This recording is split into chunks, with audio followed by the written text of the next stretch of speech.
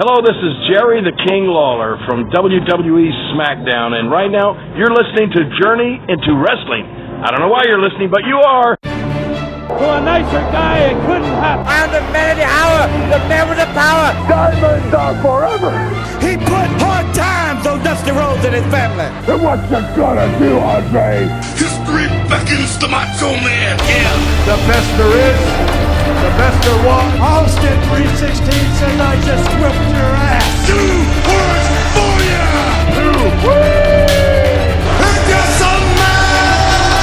The champ is here. Do I have everybody's attention now? Ladies and gentlemen, welcome back to another episode of Journey into Wrestling, episode 5. Today joining me, as always, the man with the hour, the man with the power, Brando. Hey, yo. Hey, I love the Scott Hall reference. Does that make me big sexy then? Probably. Oh, well, that's a little humbling to hear. Okay, I don't think I have his I don't think I have Kevin Nash's luscious locks that he used to have, but I'm getting there. My hair's kind of long. Brando. Yeah. What? Hey, today we brought the third member of the NWO. He's the third man. He is the third man, and I just wanna hear the bounce down, because joining us for the first time, and this is a weird culmination of like multitude of podcasting years we've been trying to get this coordinated and worked out right, and we're finally here, and I'm super excited to have him. Padriac Lowry, welcome. Thank you so much, guys, for having me today. Dude, how have you been? I'm doing okay. I'm That's doing all right. That's good. You still keep up in the wrestling world. I do. Now, current and past. current. wrestling. So you have the network. I do. That's good. Everybody should have the network. I'm trying to think here. Do you still read wrestling bios, like biographies, like autobiographies? I do. I haven't read any for a little while. I've been too busy with my WWE Supercard game on my phone. He's not playing Pokemon Go. No, I have not played that because I've been addicted to this card game on my phone, this WWE Supercard. So I do want to play Pokemon Go, but I'm trying to level up on my game that I'm currently playing. Well, now that you've been drafted to the main roster, I was barely on NXT. I was more in the indies, but yeah. you jumped from like the undercard of ROH all the way to the big leagues. I did. I was the losing opening act to the big league main event right here. He's what Roddy Piper was called a poom. Oh, Yeah. P-O-O-M, plus one other match. That's me. So having you here, we're unpacking kind of a big thing today. The last time the WWE did something of this magnitude was in 2002, on the other side of the invasion and having way too many superstars and not a lot of main talent, but a lot of bodies. They did the brand draft thing, and Raw and SmackDown became two separate entities. And back then, and I want your guys' opinion on this, back when the first draft happened, it never really seemed like that. Raw was obviously the better show for the majority. You had guys like Rey Mysterio, JBL, and Undertaker, and Eddie Guerrero that were on SmackDown for the majority of their time, but most of the power players stayed on Raw. And They did, but then, I mean, you do have a segment, like, over, like, yeah, at first it was a bit slow starting, and then when Heyman came in on the creative team, they really were able to take guys like Eddie, like Kurt, like Brock, and Rey Mysterio, and really do a lot of really neat things with them, and really make SmackDown for the time being on. I believe it was UPN was still around and kicking, but unfortunately, not everybody could get it. But they really turned that into a show to watch. It was interesting. And then it kind of tapered off a bit after that, maybe around like 04 or 05. It sort of kind of became a little bit more bland, and in my opinion, over the years after that, it sort of just kind of nosedived, and way more attention was put on the Raw brand, especially after Cena was drafted in '05. I totally agree with that, because when Paul Heyman was on the creative, and forgive me if I forget a couple of the names of the wrestlers, but he had that SmackDown 6 that was like the real big workers that they had. It was the Eddie and the Chavo, the Ray, and Edge, and there's two more I'm forgetting off the top of my head. Kurt, Chris Benoit. Yeah, there we go. Those were the other two. And they would put, you could put any combination in singles or tags, and every week they were doing, fantastic matches. It never got old, and it was big back then. But then, as he said, it did start to kind of lose steam after a while, because Raw was the one that everyone knew. It was the ratings draw for them. It was the one that they felt was the bigger deal. And as much as they tried not to make Raw a bigger deal and to make them an even playing field for both shows, they couldn't help themselves but to put new names, or as people got better, they would put them on Raw, and they couldn't help it. And it did start to taper off, in the later years, like you said. And I think it was good to finally, when the WWE made the decision, okay, we're done with the idea of the brands being split, and, people can appear across both brands. And then when I heard they're doing this thing again, at first I was a little hesitant. I'm not going to lie. I was like, oh, come on. Like, if you guys present it the same way you did last time, I'm not excited. First thing they announced is SmackDown's going to Tuesday nights, and it's going live. So really all they said is, Tuesday night we're just going to air what we usually record anyways on Tuesdays, live for people to watch, and then you've got the Shane McMahon coming back into the WWE, and with all these things, this culmination, I feel like, and this is before the draft even officially happened last night, I felt like SmackDown was on the path to be different than it was. And I agree. I definitely agree, Nate, not to cut you off, but before I lose my point, them going live on Tuesdays is a big changer in this, because beforehand you had it on, at one point on Thursdays, then Fridays, then back to Thursdays, but it was always a taped show. So if you didn't really feel like tuning in, you could just go online and read what happened.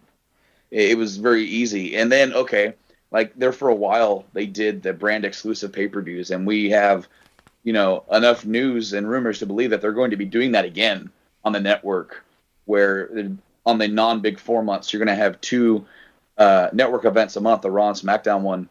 But so now on Sunday, you'll have a SmackDown big event, call it a whatever, like Backlash or whatever.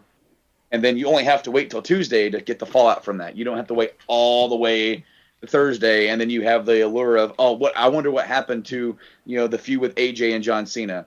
Well, they taped it on Tuesday, so I could just go read it, and then I don't have to watch it. Now you do have to watch it. You get that you wait a day, but you get, it's just that the old school feeling I got when I was a kid when I didn't have the internet. I remember we didn't have pay-per-view where I grew up, so every single pay-per-view, tuning in, and you saw the opening, the intro bug, the WWF logo. You're like, oh, here it goes. What happened last night? Oh God, is Austin still a champion?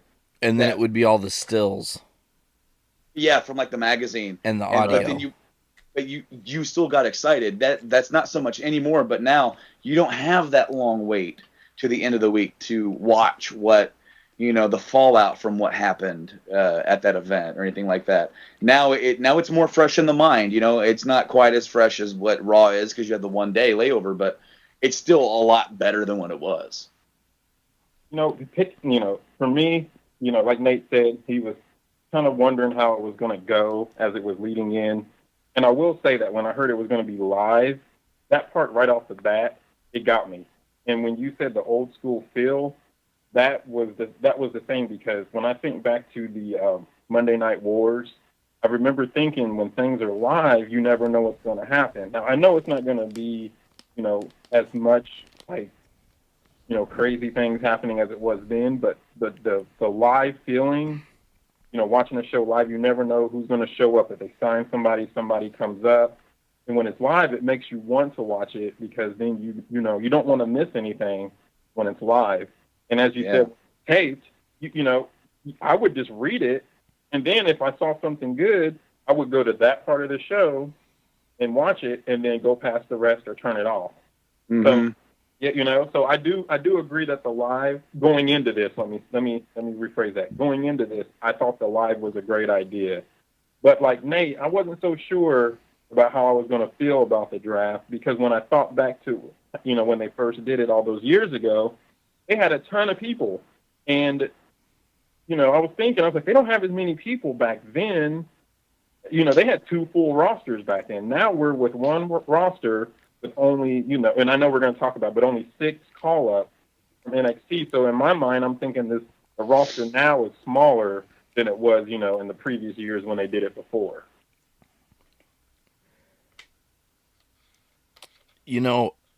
I think that another thing that plays into all of the, can I say something? This is kind of bizarre, and it's in my head, and I have to get it out. Was Stephanie drunk last night? Because she was trying to be over the top with every single, announcement. Like, she was singing, I rewatched it this morning, and I realized she was singing the Big Show's theme song, and I'm just like, what the fuck is actually happening? And then when she did the intro for the New Day, I'm just like, did she get really blackout drunk and wear that red dress? Which that was a kind of a cool dress, not gonna lie. But that was actually made from the T-shirts, the seamstress. I watched the after show where they did the the last the next 30 draft picks or whatever was on the after show, and that she said that it was made of the T-shirts. She was definitely over the top, but I definitely think that what she was trying to do, she was still trying to be the heel, Stephanie, but she was also. It's going to be a weird dynamic between her and then general manager Mick Foley, which we haven't even named that. On Monday night, they named the general managers for Raw. It's Mick Foley, and then on SmackDown, it's Daniel Bryan. Which I really was surprised by her pick of Foley, but I was pleasantly surprised. I was honestly a lot of times I talk myself into not being surprised because I'm so used to sometimes them doing a dumb decision. I was so expecting her to go Triple H. I'm like, oh god, here we go again. Yeah. I could have seen that as well. Unfortunately for me, Monday Night Raw got spoiled. Too many people posting on Facebook about getting the feels from DB coming back, and I watched it. It was pretty powerful. It's pretty amazing that he still has the crowd as captivated as he does, and he's been out of the ring for what, close to a year now? Over a year. Oh, a little over a year, yeah. So yeah. I went back and watched old SmackDown. And Jeff Hardy, he had the crowd like that, as the last underdog who, you didn't think was going to, break that glass ceiling and become a champion. And Daniel Bryan did the same thing as Jeff Hardy, and that crowd has not forgotten him, even though it's been a year for sure. Yeah, and he looks good. He cut his fucking hair. Yeah, he got rid of the beard. He trimmed it. He didn't get. I mean, he's not like babyface DB when he was in NXT back in the day, or Nexus, or Tough Enough, whatever the fuck he was on. I don't remember. No, it was NXT. They brought him up through the first version of NXT. That's right. When it was like a pseudo reality type thing. Yeah, and he was like Miz's understudy, which is hilarious. Very hilarious, yeah. So on Monday, they revealed the rules for the draft. And I was very intrigued by this because, like Nate and I did on the last episode of this show, we sort of just went back, just like the 2002 draft, and we drafted one by one, 10 picks. But they did it more like... kind of like an NFL style or like a real sports league where it was more like rounds where Raw gets 3 picks, SmackDown gets 2 picks. They alternate between the two. And tag teams can be drafted as a tag team as one pick, or just one person if that's what that person or the general manager or commissioner wants. 6 picks from NXT. I think we've said that already. And there were no rules about champions, so all the champions were eligible for the draft. I thought the way they ended up doing this on Tuesday, it actually, like Nate said, it was a bit weird because it was almost hard to keep track. It wasn't just, oh, here's one. It was like, here's 1, 2, 3, 4, 5. Now these 3 are over here. These 2 are over here. I thought it was a little convoluted. They also didn't actually have anybody come out when they were drafted. And, like, John Cena was the number 1 draft pick in 2005, right? I do believe. Yeah. And he came out in St. Louis, and it was a huge thing, and everybody was freaked out. And now it was just like, oh, they're going to play a little, essentially their intro video. Yeah, it was different because, in 2005, it was after the 2002 original draft, they waited a few years and they did another one. And then it was like random lottery. And then they did it that style until this draft where it was, they need to split the rosters again, so you have to do a pick. Now, I heard that Lesnar was originally supposed to be here live in person, but they decided against it, not to use up one of his dates and pay him to just come out and stand on the entrance ramp. So maybe that's why they sort of changed their approach to the show, where instead of having the star come out, they would just, all the fans know who these people are anyway. So let's talk about Lesnar before we get into this draft real quick. Sure. I'm sure he didn't also make an appearance because he was failing a 3rd drug test, but and maybe that's in poor taste to call him out. But if you're a star on the roster now, currently champion or not, and you see Brock Lesnar and he goes from the WWE, and then he leaves, and then he's successful in the UFC, then he comes back to the WWE, and because of his success in the UFC, they kind of suck him off and give him everything he wants and lets him, he can have his own sponsors on the back of his merch, and he gets to pick his dates and all these things. Then he gets to go back to UFC 200, this huge event, and then after all this, it comes to light that he was doping, and he's failed 2 drug tests. It wasn't 1; it's been 2 now. As a current roster star, are you just straight up disrespected by Brock Lesnar now? Like, is this something that just sours you on him? I know that the WWE hasn't even acknowledged that happened, but that's not really real world. You know what I'm saying? Right. Well, okay. They really haven't announced what he tested positive for. They did today. Yeah. Did they do it? It was estrogen blockers, the same thing that John Jones got busted for. Okay. And usually when estrogen blockers are found in athletes' systems, that means it's what they're using to cover up the fact they were taking steroids that increase their estrogen levels. I did some research, actually. I got a question for you guys. Sure. I'm thinking as far as that goes, is WWE ignoring this whole thing as of now because the UFC's drug testing is more detailed than theirs? It's a bit different. So check this out. And I heard this the other day because there was there was speculation on whether or not, because of the failed drug tests and that the drug administration in Nevada was, might be suspending him, if that was going to stop him from performing at SummerSlam in New York. And New York has deregulated professional wrestling as a sporting event. So even if he does get suspended in Nevada, he can still appear and wrestle in New York. But I do wonder how much and what do they test for in WWE? Do they care about that? Because was he actually taking steroids? We need to figure that out. Was he just taking the estrogen, suppressor to help his testosterone levels? Because I heard that what they also use that for is to sort of, by proxy, boost testosterone for being in the gym, and it's something that they will use in like a bridge to get off of steroids, and then get off of that.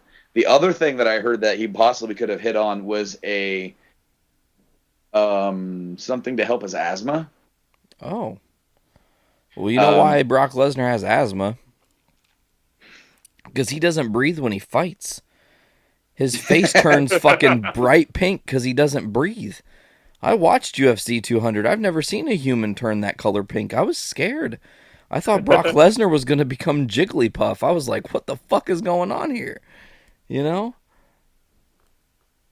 Well, from the sound of it, he did put people to sleep, so... Oh, bingo. Burn. Yeah, it was so bad. It was such a bad match. Anyways. If the estrogen blocker, what is it called again? I'm sorry. It's an estrogen blocker. You were right. It's like a suppressor.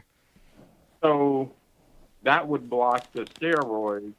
So if WWE, they might not test for that, but they would test for steroids, but then they wouldn't find it. Am I correct? Yes. Okay. It is possible that their testing is not strict enough to bridge out into the estrogen suppressor. Well, and it's different because they aren't legitimate sports. So their testing would be a bit different. I mean, and from what I understand, they don't even really hit hard like with marijuana anymore.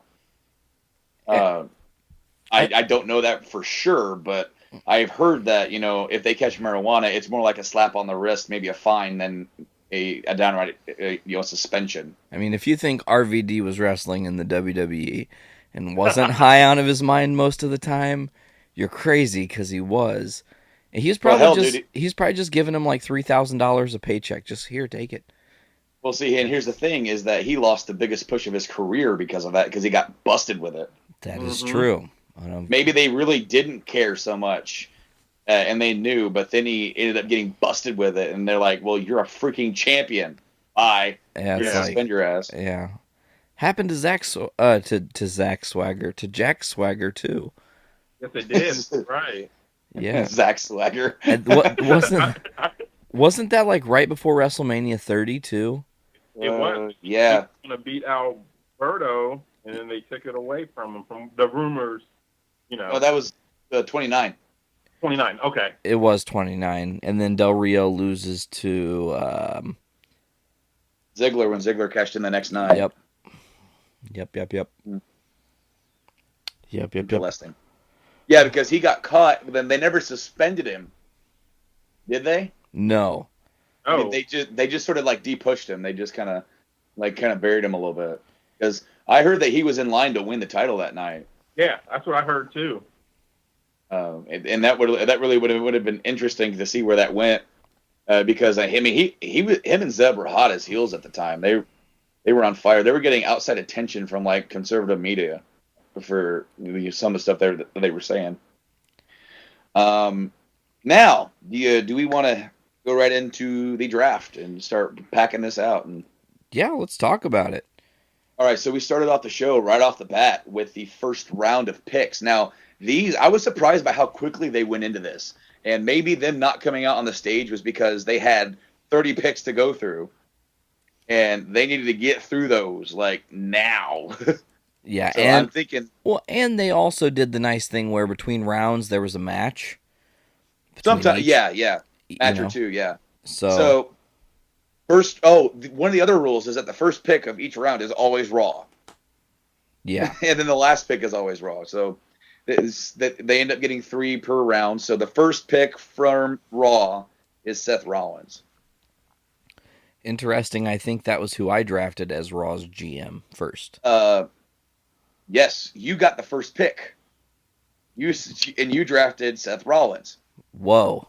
Called it. And I was SmackDown, and I got first pick, and I drafted Dean Ambrose. What? Oh, that's awesome. That's pretty good right there. Yeah, because SmackDown's first pick was the WWE Champion Dean Ambrose. And I think the story that they were telling here is that, of course, Seth is the authorities guy, and he has been. And even though the Authority doesn't exist in the same form anymore, Stephanie's still there. So she's loyal to Seth. Seth is loyal to her. She puts faith in him that he's going to win the title tonight or at Battleground. So then he'll bring the WWE Championship to Raw. She doesn't have to draft Dean to get it. She knew by doing that they were going to have a pick and get Ambrose, which meant that the next pick went back to Raw, and they drafted the WWE Women's Champion, Charlotte. Now, I found that super interesting because I half expected SmackDown to end up with the women's title and Raw to end up with the WWE title. But things still haven't shaken out, and we haven't seen what's going to happen at Battleground. But no. Was Charlotte in our top 10 between the two of us? Let me look. No, sir. Wow. Maybe this is very sexist of us, but we drafted no women.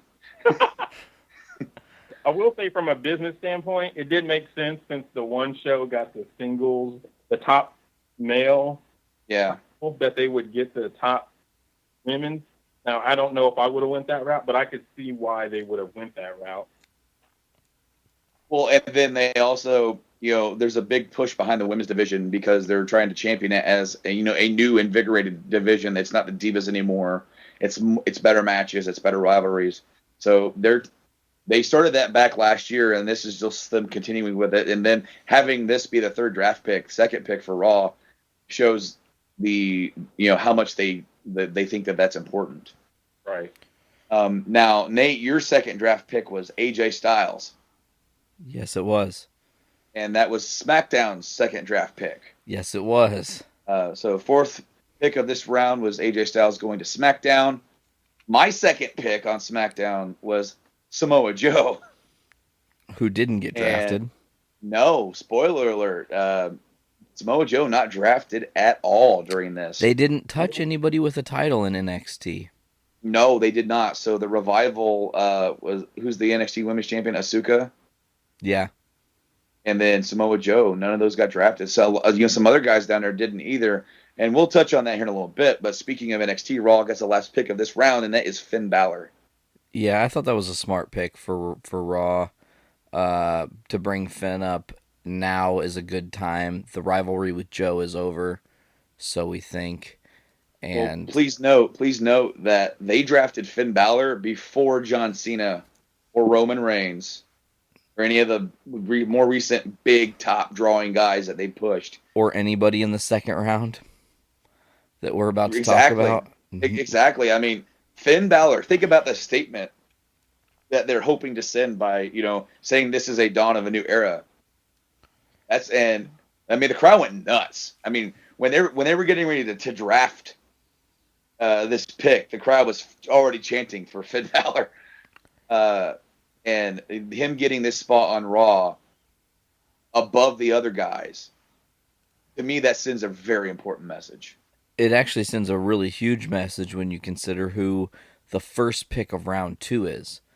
Before you go into that, I just want to say one thing. Sure. I want to say that Finn Balor, he I can see why they got him. He's very charismatic. He's got a cool entrance that people who haven't seen him as of yet will really get into when he does the big entrance on the big time matches.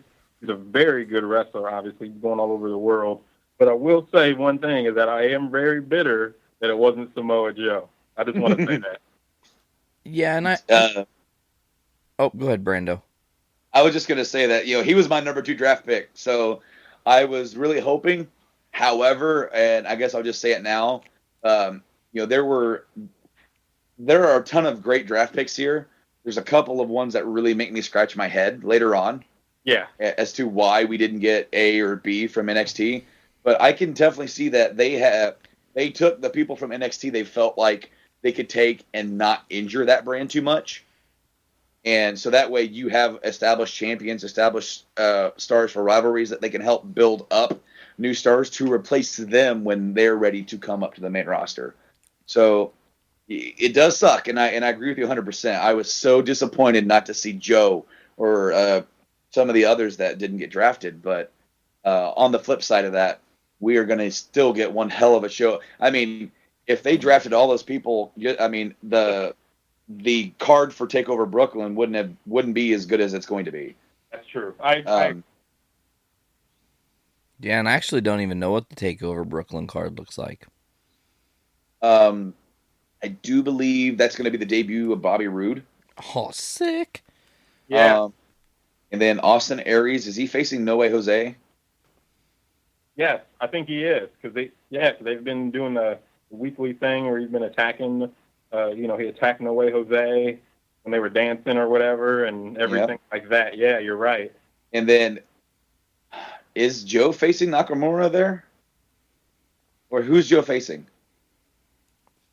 No, I'm be honest, I don't know because Joe has had like people like call him out, like different people weekly, which is awesome because Joe's a strong champion. But I mean, he had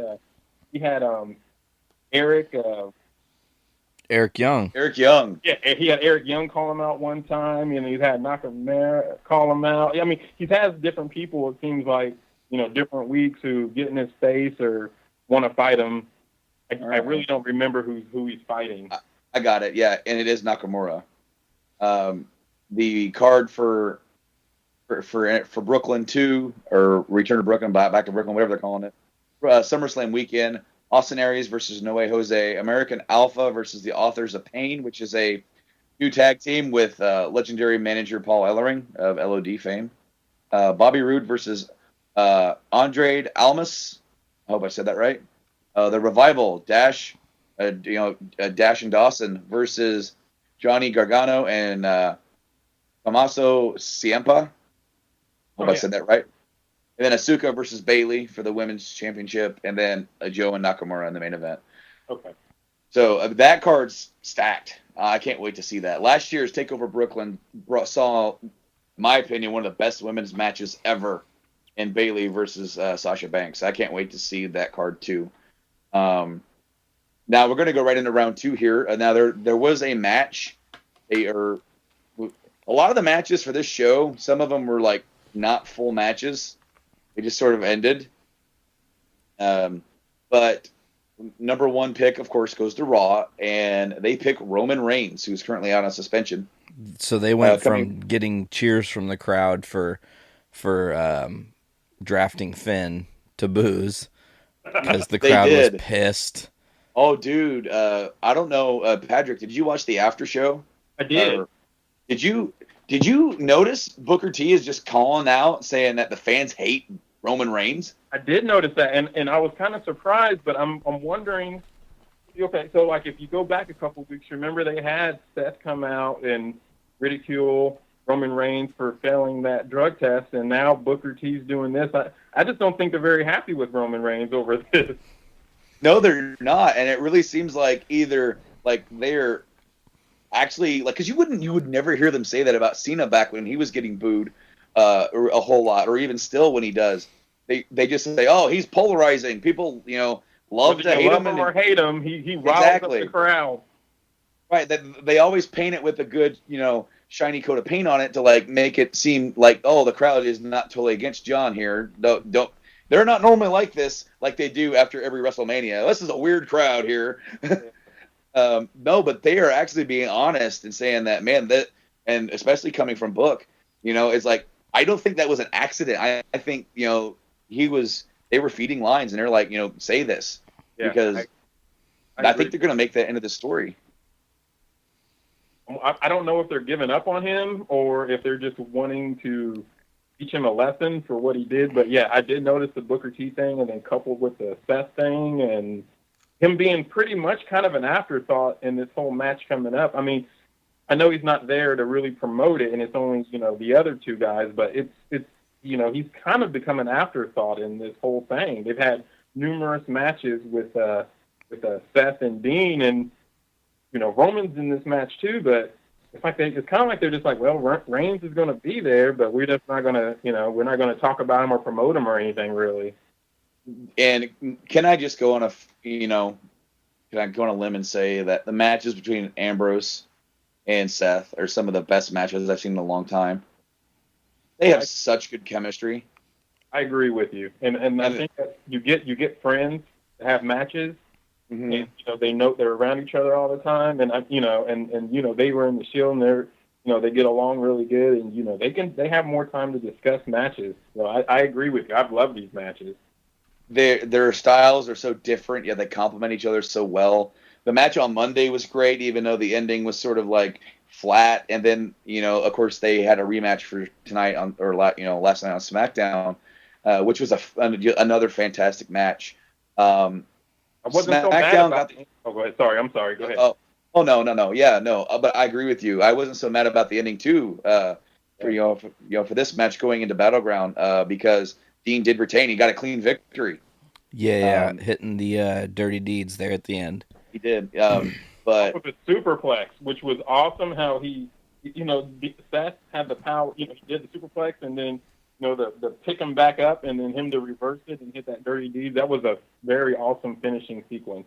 They do a lot of really cool different spots. One of the not to get too off topic here, but just have a statement here. I love the way that Dean will get hit. I have a frog in my throat now. That's unfortunate. I know. I took a drink and then it's like it kind of went down the wrong pipe. But I love the way that Dean gets hit, and then he falls back and he just grabs him on the way down, or when he's kind of bouncing back and hits a move on him, and it's almost like he does it so smoothly. It seems like he's just it wasn't necessarily a planned attack. It was because sometimes he'll get hit and go in for a DDT and just lay there.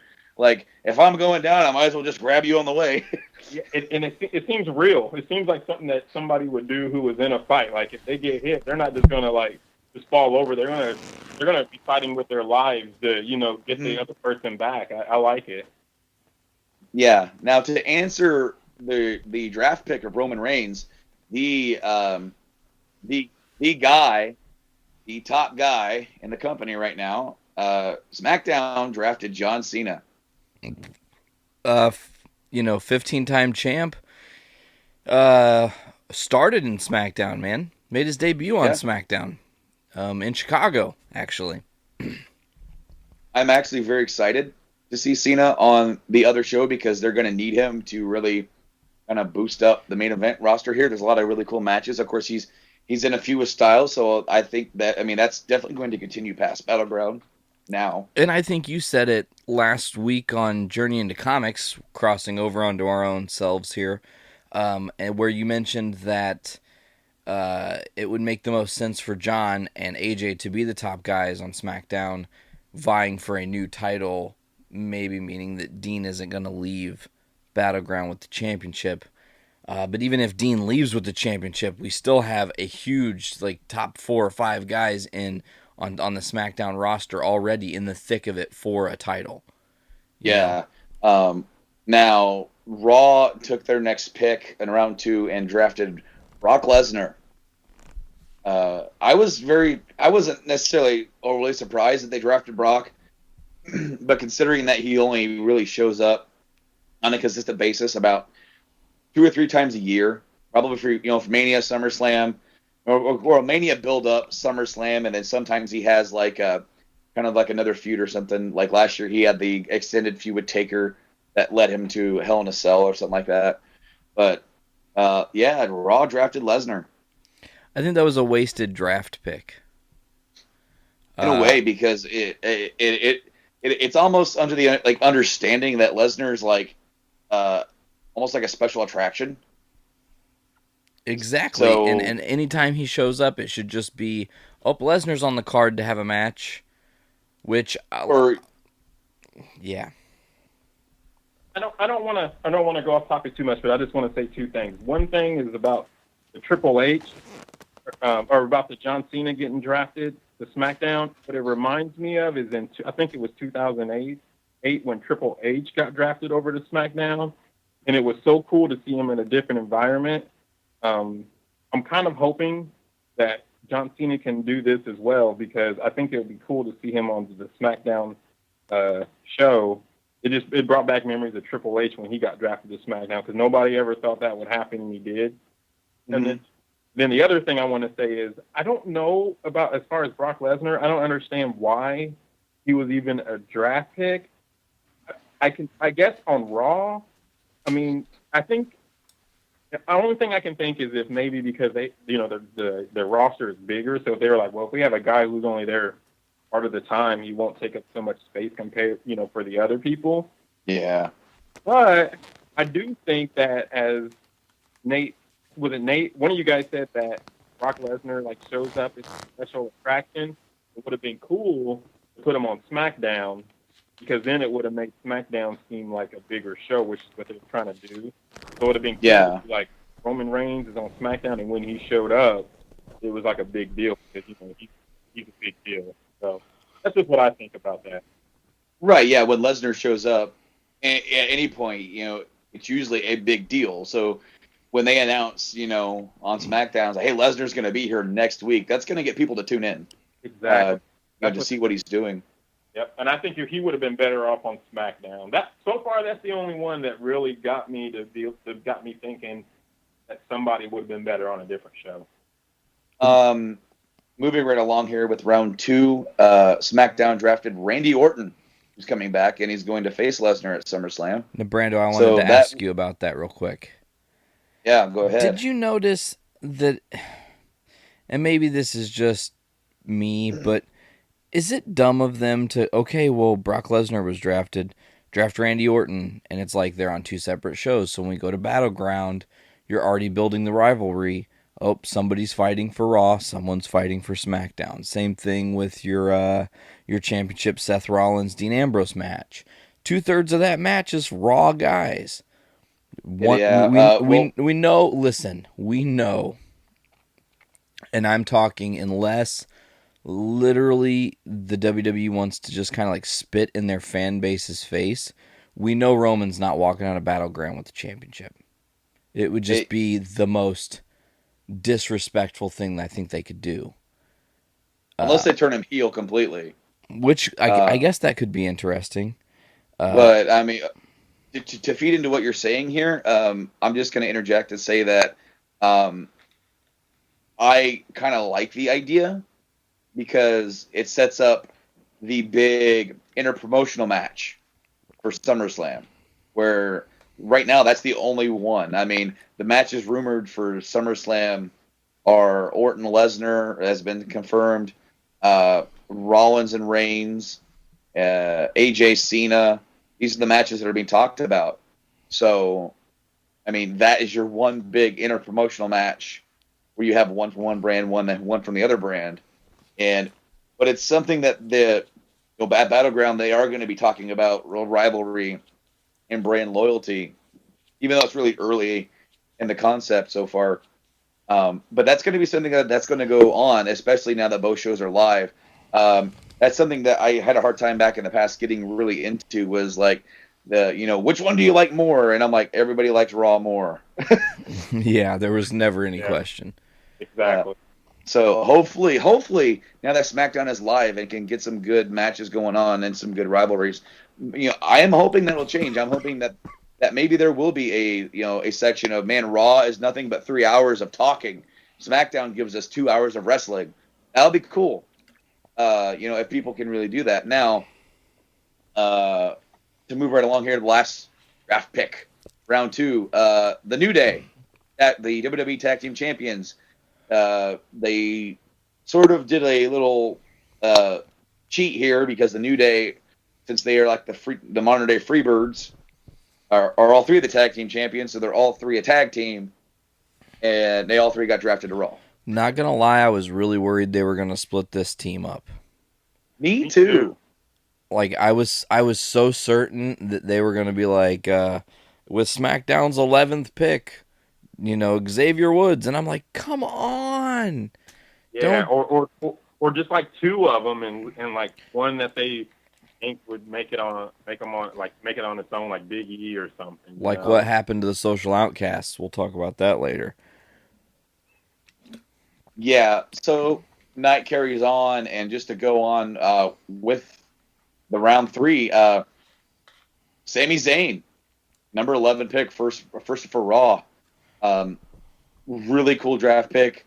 Drafted, I mean, granted, okay, the majority of the last round was a lot of more established guys, but Sammy's going to be on Raw. And there's been a rumor, and I think it was actually confirmed today. But Stephanie is bringing she's bringing back the cruiserweight division and making it exclusive to Raw. Yeah, which means we're gonna get a cruiserweight title, I think. That hasn't been said, but I mean, you would think. I mean, so, yeah. So I mean, Sammy. I mean, as much as like I want to see him ascend the card and do stuff, that is something that he can do when there's nothing else to do for him. You know, he can definitely go and have great matches with some cruiserweights and be the champion of that division to really help build it. We talked about breaking people up. The next draft pick, Bray Wyatt, goes to SmackDown. Just Bray.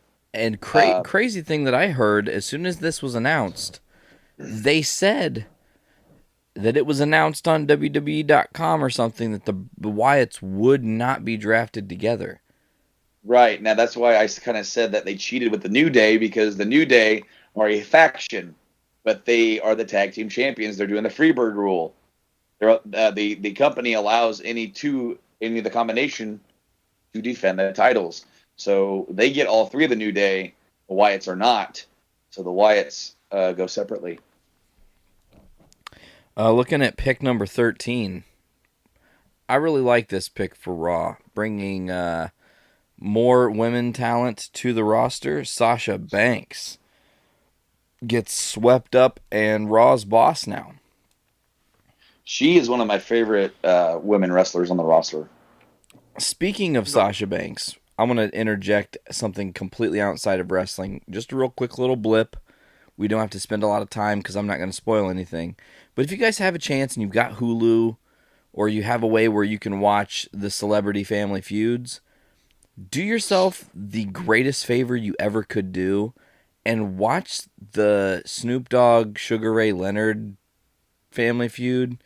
It's maybe the funniest episode of Family Feud in human existence, and there's just one moment towards the end of the show where Snoop Dogg says the dumbest, most ridiculous thing.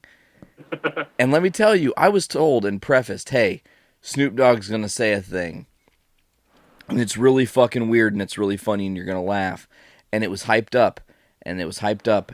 And then when it happened, I was so shocked that it made it 10 times funnier because you never would expect him to say what he says. But the only reason I brought that up is because Sasha Banks is the cousin of Snoop Dogg. And that if you don't know that, that's a little piece of wrestling knowledge. But yeah, continuing on, SmackDown instantaneously, Brando, like a thief in the night, goes, hey, boom, we're drafting Becky Lynch. Done. Yeah, I definitely think they wanted to, hey, we can't let them get all the women here. We got to get somebody. And, they definitely snagged at Becky Lynch. She's a great worker. I mean, again, she kind of came up with Charlotte and Sasha last year during the Women's Revolution. Or what was that, Divas Revolution that they called it at the time? Yeah. But, I mean, I enjoyed her work in NXT, and I thought that the three of them, Lynch, Banks, and Charlotte, stole the show at Mania this year. I felt like, pound for pound, that was the best match on the card. Triple threat match? Absolutely. It was great. It was a really good match. I'm sorry, Patrick, but I love how they treated that match as a world title match. You did. I liked it. My question I was going to ask you guys, is there any word on if Charlotte is going to be on both shows or if they're going to make another title for the women? Has anybody heard anything? Or the only thing that I have heard is that across the board, they don't know what to do yet with the titles. Okay. And coming out of last night, they still are not exactly sure what they're going to do.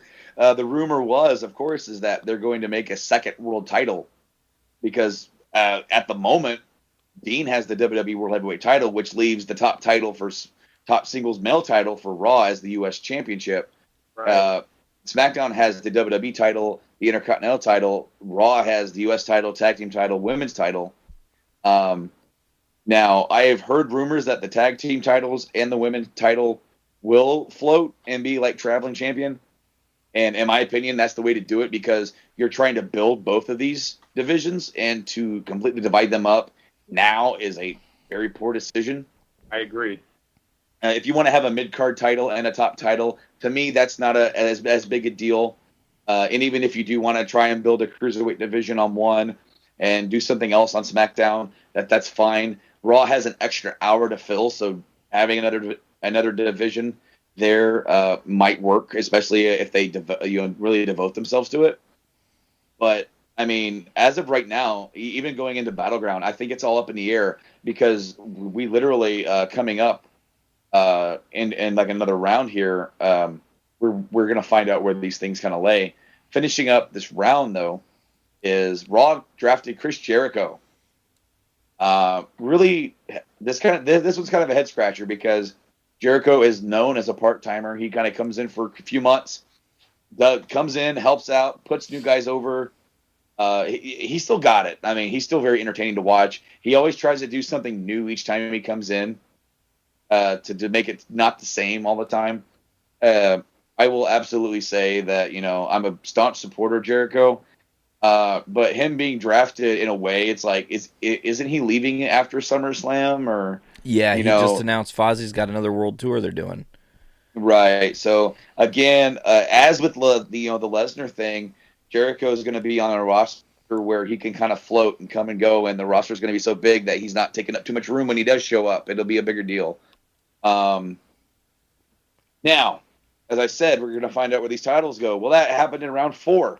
Raw drafted Rusev with Lana, the United States champion. So Raw drafted their first big singles title for the males.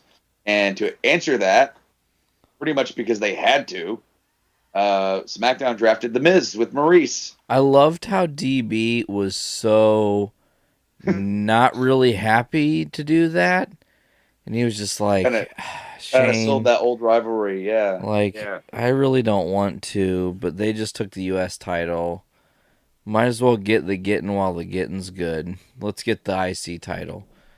Which, again, it's super interesting what they're going to do with all these different titles, how everything is going to play out. Well, because the matches at Battleground, both of these guys are in matches, and if I'm not mistaken, let me kind of cheat down here and maybe look around. Aren't both of their opponents on the opposite roster? Yes, they are. Correct. Yep. So it is quite possible, just for them to make stuff interesting, even though these champions were drafted, the titles will switch, and then going into next week, the IC title will be on Raw, the United States title will be on SmackDown. I mean, it's very likely. Who's Rusev going against at Zack Ryder. Zack Ryder. It is Zack Ryder. Okay, I knew he was in a title match. I just couldn't remember which one. But yeah, okay. The Miz is facing Darren Young with Bob Backlund. Interesting setup there. Yeah. Now the next draft pick was from Raw, Kevin Owens. So the Sami Zayn Owens endless feud will continue. I thought for sure they were going to split these guys up. Me too. Too entertaining together. No, don't get me wrong. They're great. I love watching these guys work. They're such good friends. Just like Patrick said earlier, once you get two friends in there that really love working together, man, it really comes out. And they really put their all into it. SmackDown drafted Baron Corbin. Can I ask you guys a question? Sure.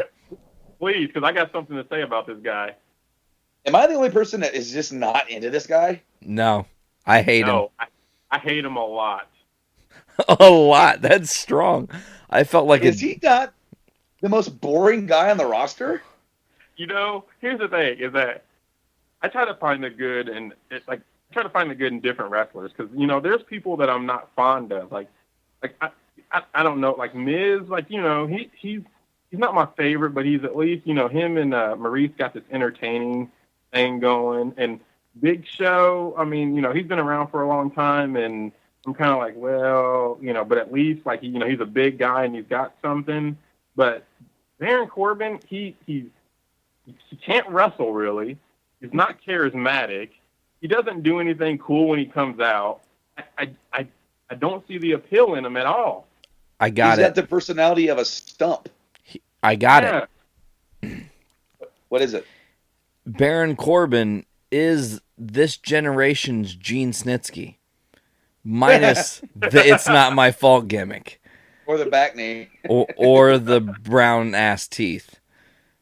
Oh gosh, I remember that. Oh, Yeah, I forgot. See, even seeing him in NXT, I just could not get into him. and they gave him the And- Andre the Giant Battle Memorial this year. I was shocked at that. That was like the one thing at Mania Poor that booking. when that came. I know they're trying to make it. Didn't Cole, was it Michael Cole that said during the show, future WWE champion? I hope. Come on, Vince, please put it back on Reigns. Put it on Reigns. Yeah, I actually, please. I know fans are not getting into him. I've never hated Reigns. He's not that interesting. Maybe he's not ready. I'll take Reigns over Baron Corbin any day of the week. I would too. Oh, too. gosh. I'd rather see it back on Big Show for the whatever amount of time he can. Big Show can turn again, and win the title, and I'll be happier. Then he could turn after he wins the title. Yeah. I think Baron Corbin's name is dumb. I think that's why we don't like him. Who the fuck do you know named Baron? Anybody? I didn't fucking Zemo? think so. Baron Zemo is about it, and that's a rank. That's a rank in his military training. It's not. I mean, I guess, it is a little better than Michael McGillicuddy. Oh God. Yeah. It's a little bit better than that, but this dude, I don't know any feud he could be in that I would be interested in. I can't, unless it's like a feud that I know he's going to lose every single match, then I might like it. But other than that, I don't know. Why did he feud with Dolph Ziggler for 5 months? I don't understand. Wait a Why minute. are they It's fighting? been 5 months. I thought it's been 5 years. That's what it seems like. The night after Mania, Corbin's like, I'm here. And then he doesn't win his first match against Ziggler, and they're still fighting each other. And they've never said why. Yeah, nobody knows. I don't know who. I don't understand why. They don't do anything. It's just weird. I was so happy to see Ziggler come out with Ryder in that tag team match because I was like, it wasn't Baron Corbin. I don't understand. Maybe Baron Corbin is mad that Dolph Ziggler won't dye Baron Corbin's hair blonde like Ziggler so they can look like twinsies. Well, Corbin doesn't have the hairline, man. Have you seen his hair slicked back? You can see his bald spot. His bald spot has a bald spot. All I can say is I'm going to say one thing real quick, and then we can move on. I don't want to drag this down by talking about too much, but this guy got drafted before, and I mean I'm not saying anything as far as like if these people are like good or not or whatever, like they're favorites, but before Alberto Del Rio, a former champion, before the Dudley Boys, before Sheamus. Like, I don't understand, like, why this guy got drafted so early. It's just so weird. Is he even over? His career should be over. Yeah, exactly. Ow. All right. So, the next pick now. Okay. He has got to be the worst pick of the night, almost. There's one other pick that I can argue that says it's worse than this, but then Raw comes back with Enzo and Cass. So awesome. I'm sad that they didn't end up on SmackDown, but they need to be going after New Day's gold. I think Enzo and Cass are over to the point now where they could carry the titles for a long time. By the way, congratulations, because it's official. New Day will now be the longest reigning defending WWE Tag Team Champs in history, beating Kendrick and London, if I do remember. Yeah, but okay. I mean, it's put an asterisk next to that because they're not the longest reigning tag team champions in the WWE ever. Correct. Sorry. That's Demolition. Yeah, come on. I hated that. When they made the new titles, they said, we're not doing the lineage of the old ones. We're doing the ones we made in 2002. Yeah. Oh, my God. Whatever. I hate that, too, because obviously they're ignoring, like, so much history. But, of course, if it's convenient for them, they'll bring it up that they passed Demolition, but it's not the same. It's not the same. No, but I mean, congrats to New Day. I'm very happy for them. To answer, I guess going into round 5, Raw. Well, to answer themselves, I don't know where I was going with that. But To the next pick. Raw, yeah, I'm going to the next pick. Raw drafted Gallows and Anderson. Sensible pick. SmackDown, their next pick was American Alpha, up from NXT. Oh, from NXT. That got a pop. That got a hell of a pop. Yeah, people are excited to have them up. Yep. Now, I'm happy they got picked. I heard a rumor that at the beginning of the night they were only going to draft one of them, and then they changed it at some point. Now, to go back to Gallows and Anderson, they split up the club. Kinda. I mean, it's not any more split up than it was. I mean, look, AJ's only kind of been in the club since the club has been the club in WWE. Because he's really just been solo feuding with Cena. It was only temporarily convenient for them to put the club together, and they thought, well, when the draft comes, we're not going to keep them together, and that's going to be the quote-unquote excuse to have them not work together.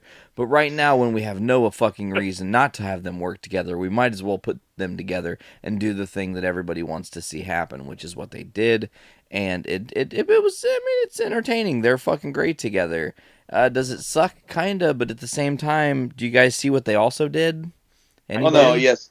I did who they got earlier, yes. Because now the Balor Club can happen. It can happen. However, they don't have the rights to that name anymore. That trademark, they gave it up. Number 2, AJ has Japanese symbols on his vest. He's in the club. That's all it takes. Hey, man. It's symbology. They got it right there. I don't know what that says. Maybe that says, whatever Japanese symbols mean the club. Or it says, go fund yourself.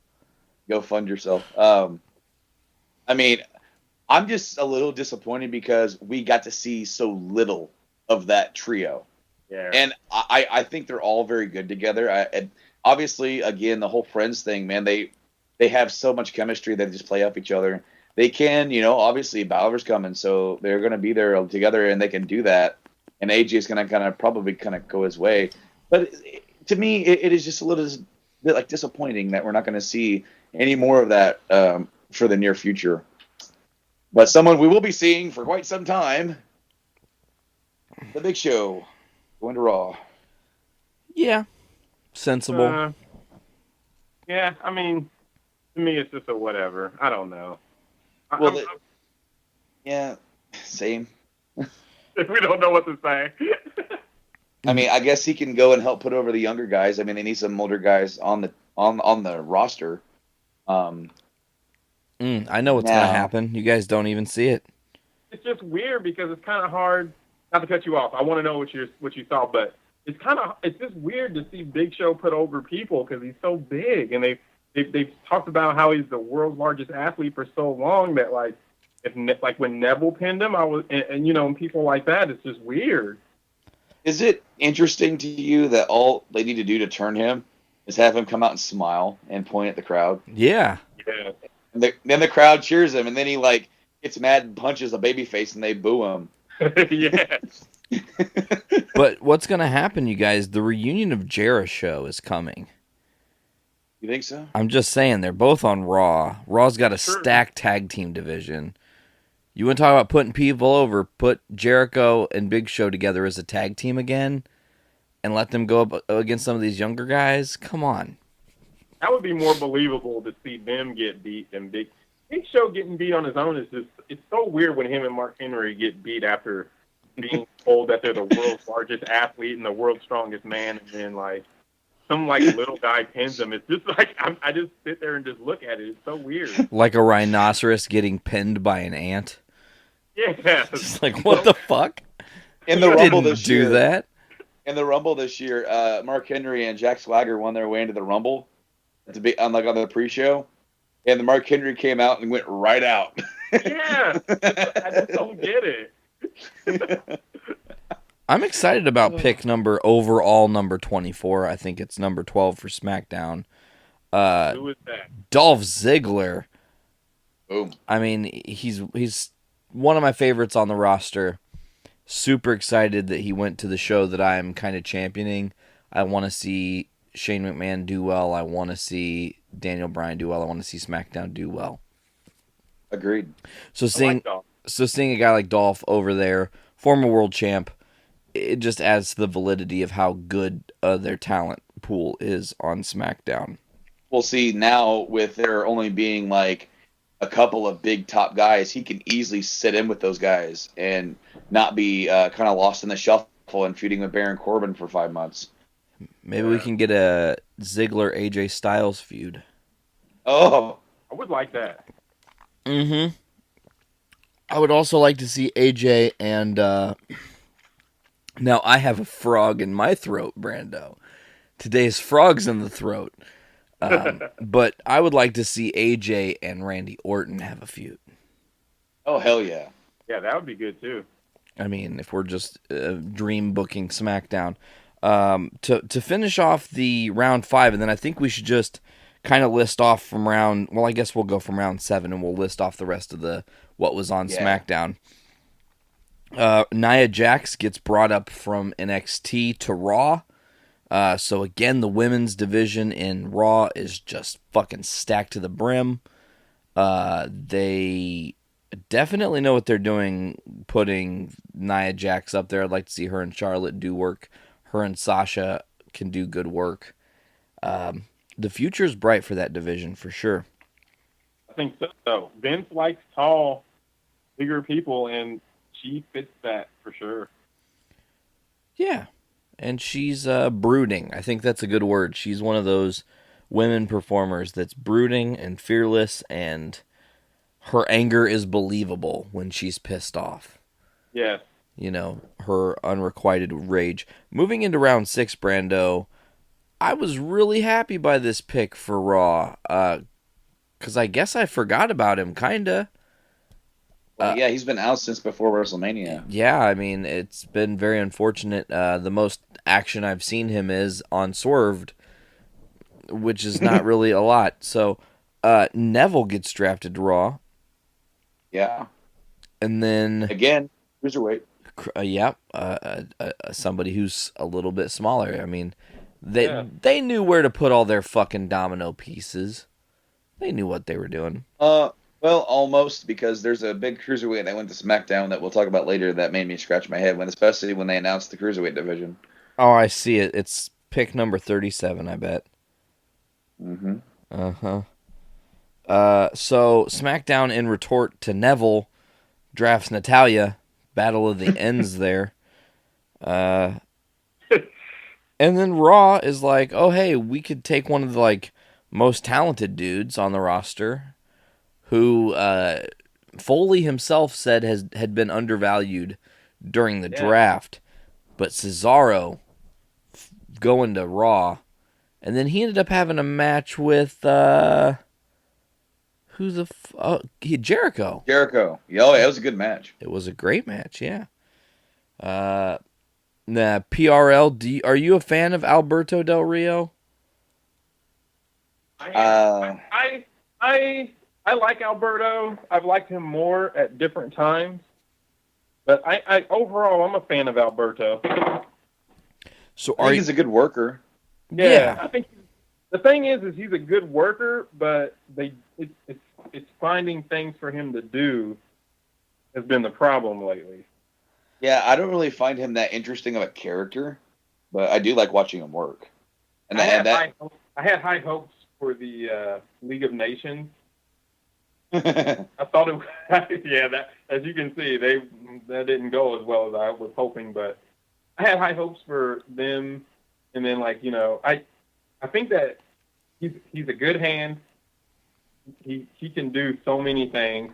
He's been around the world, different places, but like you said, he doesn't do much. But when you see him in the ring, he's really good. We'll see. And as a former world champion, he can easily fit into the world heavyweight or WWE title scene on SmackDown. He can easily just come in and be an active part of the top contendership for that title. Like him and Dolph on that show, both of them. They're the kind of people who can entertain you near the beginning of the show, but then they're believable for the end of the show. Final pick of the night for Raw. Sheamus, the Celtic Warrior. Rock steady. the man with the dumbest hair in the roster. And people make fun of his hair even to this day. Speaking of people hard to be interested in because of storylines, that's the route that he's been lately too. Yep. Yeah, it's Sheamus. So moving forward, I'll take Raw. Brando, you'll take SmackDown. We're just going to list off these last picks that were what we'll call the supplemental picks that were announced on the Draft Center on the WWE Network. They acted like that. Like they didn't have them on the show picking like they did on the television show on SmackDown, but they acted like that these were the picks that they were making or had made already. So I'm not sure exactly the explanation for that. It would have been easier just to say supplemental draft, but whatever. Yeah. So with the first pick in the supplemental, we'll call it draft, Golden Truth goes to Raw. Yeah, the Usos go to SmackDown. Titus O'Neil goes to Raw. Demon Kane goes to SmackDown. That means Corporate Kane can go to Raw. Which would be hilarious, wouldn't it? Absolutely. If he shows up with the authority, like, I'm here, Stephanie. Aren't you on SmackDown? No, that's Corporate, or that's Demon Kane. Paige bolstering the Raw women's division some more on Raw. Round 8, Darren Young with Bob Backlund gets drafted to Raw. Kalisto, number 37, goes to SmackDown. This is the one I was saying I kind of scratched my head at, especially after, not at first, but then after hearing about them wanting to make a cruiserweight division, I just went, wait a minute. I think they want to make him something. I think they want to make him the next generation's Rey Mysterio. Lucha Dragons officially split up. Sin Cara moves to Raw. Naomi goes to SmackDown. We haven't seen her a lot lately. Correct. Jack Swagger on Raw. And the Ascension on SmackDown. Notice how they kind of changed it here. Now it's this is 6. the one that 3 and 3. Now it's six per round. Yeah. So the Ascension, Connor's now back. I think that's who was out. Was he suspended or injured? I don't remember. Suspended. Wellness policy drama. The Dudley Boys go to Raw. Zack Ryder goes to SmackDown. Again, Summer Rae bolstering that women's division on Raw. Apollo Crews. This is awesome. Honestly, I really like Apollo Crews, even though he's not really that charismatic or entertaining. He's so athletic for a big guy, and so I like watching him and seeing how he's going to grow. And SmackDown seems like the right place for him because he's going to be working with so many guys who can make him look amazing. Mark Henry drafted to Raw. The world's largest athlete and the world's strongest athlete on the same show. Final WrestleMania feud against each other. This next one was another one that made me scratch my head. Alexa Bliss. Why bring her up from NXT?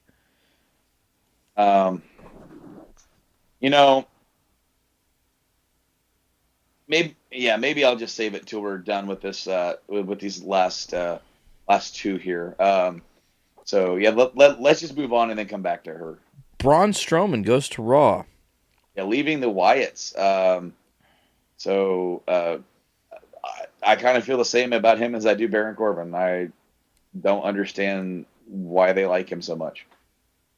Breezango, the tag team, goes to SmackDown. They're entertaining. They're decent workers. I mean, I think they can work. So I hope something does come out of this and they can actually shine on SmackDown and have something more to do. Hey, Padriac. What's up? Do you believe? I do believe. Bo Dallas goes to Raw. He drafted to Raw. I like that draft pick. I'm glad that you're a believer. For life. Sweet. This one made my eyes roll straight down my head. Eva Marie goes to SmackDown. I don't know why she's even on the roster. I don't like her. She can't wrestle. No. And she didn't count as an NXT pick. No, you're right. She's been down there trying to get better. I thought she did count as an NXT pick, and I was like, all right, this is the point where I was like almost wanting to shout at my living room TV, and in lieu of waiting up my baby. But I was like, are you kidding me? Like you picked Eva Marie over Joe over Bailey, really? Oh, I mean, it didn't count, but I still feel that way. all right. Next is the Shining Stars go to Raw, which is Primo and Epico. Yeah, but repackaged yet again. Repackaged for the third time. Yep. Oh my God. The Vaudevillains, the SmackDown. I like the Vaudevillains. I get down on them. Alicia Fox goes to Raw again. I can't say it enough. They've made that women's division just stacked to the brim. They did. It's almost like they should just make that exclusive to Raw and make the Cruiserweight division exclusive to SmackDown. Yeah. It's almost like they should have done that, but they're all... Again, we don't know exactly what they're doing with the titles. So Eric Rowan goes to SmackDown. Bray's not alone. Eric did get drafted there. And again, so we have two Wyatts on SmackDown. Strowman is not there, so it seems like he's going to be going his own way. And Luke Harper's out on an injury. Yes, so he was not involved in this draft at all. So he could end up on SmackDown, and the Wyatts again could be not broken up for the most part. Well, yeah, because when he comes back, they can just put him wherever they want to put him, really. Yeah. Dana Brooks goes to Raw. Fucking Charlotte has backup still. Mojo Rawley. Yeah, I don't really know much about Mojo Rawley. I know he's in NXT, but I don't really know his work that well to judge this. He tagged with Zack Ryder for a while, and Zack was trying to help him get over and get better in the ring. Oh, they were that tag team, the Hype Bros. Hype Bros. Thank you. Yes, I do know Mojo Rawley. I just didn't know his name. Hey, he doesn't get hype. He stays hype. Oh, hey. Woo woo woo. You know it. Curtis Axel goes to Raw. 2 of the 3 remaining Social Outcast members are on Raw.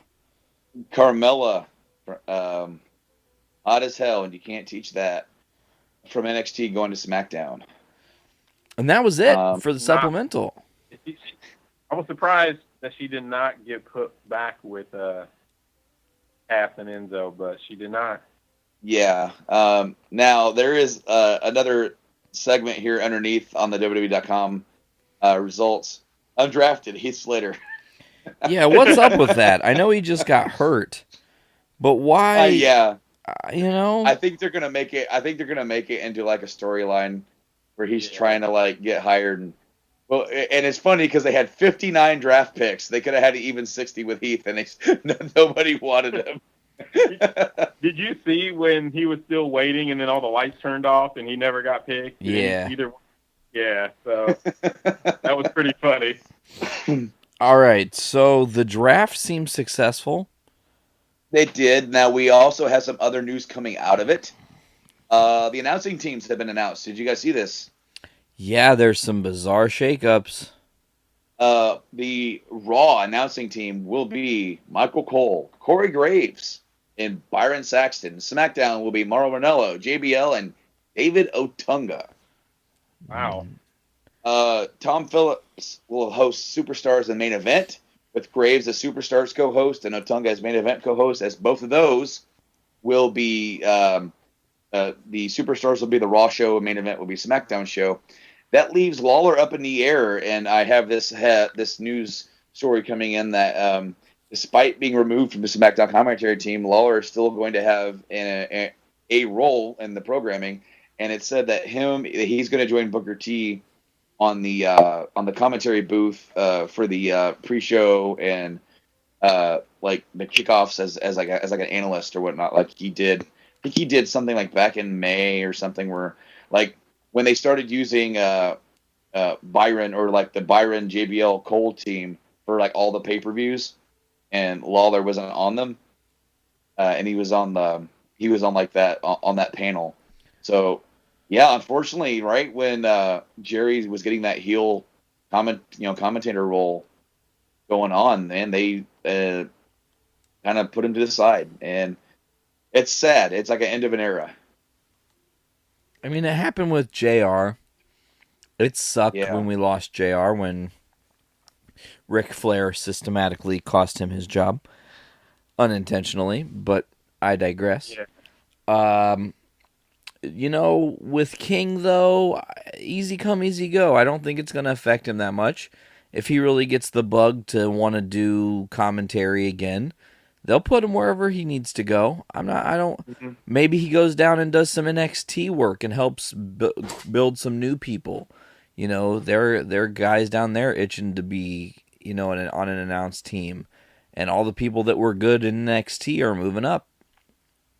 So, the other news I have is that the ratings drew over 3 million viewers for the draft edition of SmackDown. It actually drew slightly more viewers than Monday Night Raw. What? Yeah, Raw did 3.170 million viewers overall, and Raw did 3.133. So it just passed it. So on the very first edition of the brand split, Raw got beat in the ratings. But that was the final Raw before the brand split. Which is good news. I mean, that's awesome. And then one final note, there was a backstage fight at SmackDown. What? Legit. Simon Gotch and Sin Cara at the catering room actually got into it. What? And it said basically they had words, and something that it's not known yet what sparked the altercation. But it said that Sin Cara won the fight handily. Oh, damn. Wow. So now they're drafted on different shows, so they won't have a problem going forward, hopefully. And then it isn't said if there's going to be any repercussions for it, or any suspension. It doesn't seem like it at this time, but that is all I have for news coming out of that. Now we can sort of look at where we're going at with Battleground. The last, it seems like this is going to be the last, besides the Big Four, network special pay-per-view that has both brands represented here. Yeah, let's break it down real quick. Not spend a lot of time. I'm just going to list off all these matches, get both your guys' picks. We'll revisit this after Battleground, Brando, and see how we did on these picks throughout. Okay. So down here at the bottom, it says Sasha Banks and a partner to be named versus Charlotte and Dana Brooks. First thing I want to ask, we'll go to Padriac. Who do you think Sasha's going to bring to the table in this match? I really hope it's Bayley. Why wasn't it Bayley? Why wasn't she drafted on SmackDown and then was revealed as the mystery partner on SmackDown? Damn it, that's one of the things I had a problem with.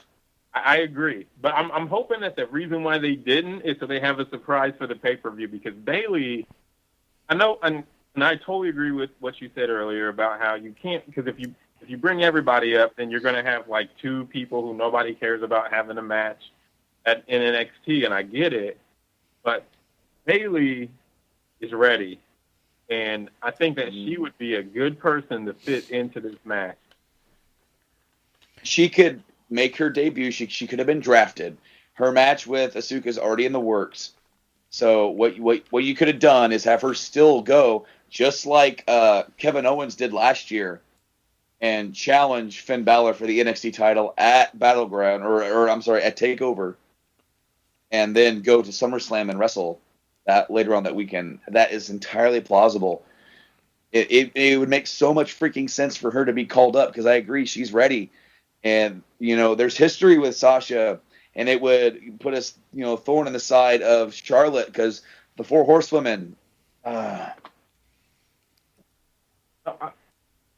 hope it's got to be Bayley. NXT has so many other women. I mean, they do have quite a few women that they can use as far as the have on their show. They got Peyton Royce is there. I mean, I know these people may not be the best right now, but that's what NXT is for. They got Billie Kay and Peyton Royce, Liv Morgan. They got some other women there that can carry the show. I think it's time for Bayley to come up and be her mystery partner. I'm going to, and I might be wrong here, but I'm just going to try and predict that Sasha's partner, keeping it on Raw, is going to be Nia Jax. Ooh, that'd be interesting. Even though she's kind of a heel, coming in because she wants a piece of everybody, and namely Charlotte, would take this opportunity to try and make a name for herself by teaming with Sasha. And I predict that they'll go over because I think Sasha needs to get a win and get some steamroll and going into SummerSlam if she's going to challenge Charlotte. PRL, how do you think about this match? Like I said, I hope it's Bayley, and that's why they're waiting. I think either way, no matter, I think that we both have good picks between me and him. Either way, I think that Charlotte and Dana they should lose since it's a non-title match to get the ball rolling for SummerSlam. As he said, we may not think it's the same person, but in the outcome, we both agree we need to get the match built up for SummerSlam. Sasha Banks and TBD as the winner of this match. I agree as well. I will pick them. I don't see there's no realm of wrestling where it makes sense to put Charlotte over in this match. And it would actually make more sense if not only do the team of Charlotte and Dana Brooks lose, but if they lose because of Dana Brooks.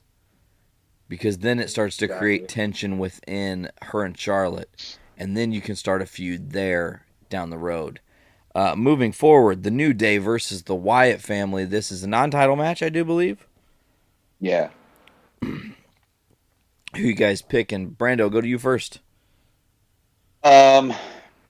Since this feud will not continue, I'm gonna have to go with New Day. Keep New Day strong coming out of this. You might hurt the Wyatts just a little bit, but the Wyatts have been pretty much dominant in this feud. They've really had the upper hand for most of it. So, since this is going to be a one match done and done, we're not going to see this again. And I would honestly maybe have the outcome have something to do with Strowman, since he's going to be on Raw. And they're going to maybe play that in a play and say, is Strowman going to be loyal? And then you can have, on SmackDown after that, have Bray and Rowan try and rebuild and do their thing. So I'm going to go with New Day here. I'm going to go with New Day as well. Strowman is off on his own, and Bray and Rowan are on the same show. It hasn't been really revealed if they're going to be together or not. But with New Day, we have one cohesive team that's still all together.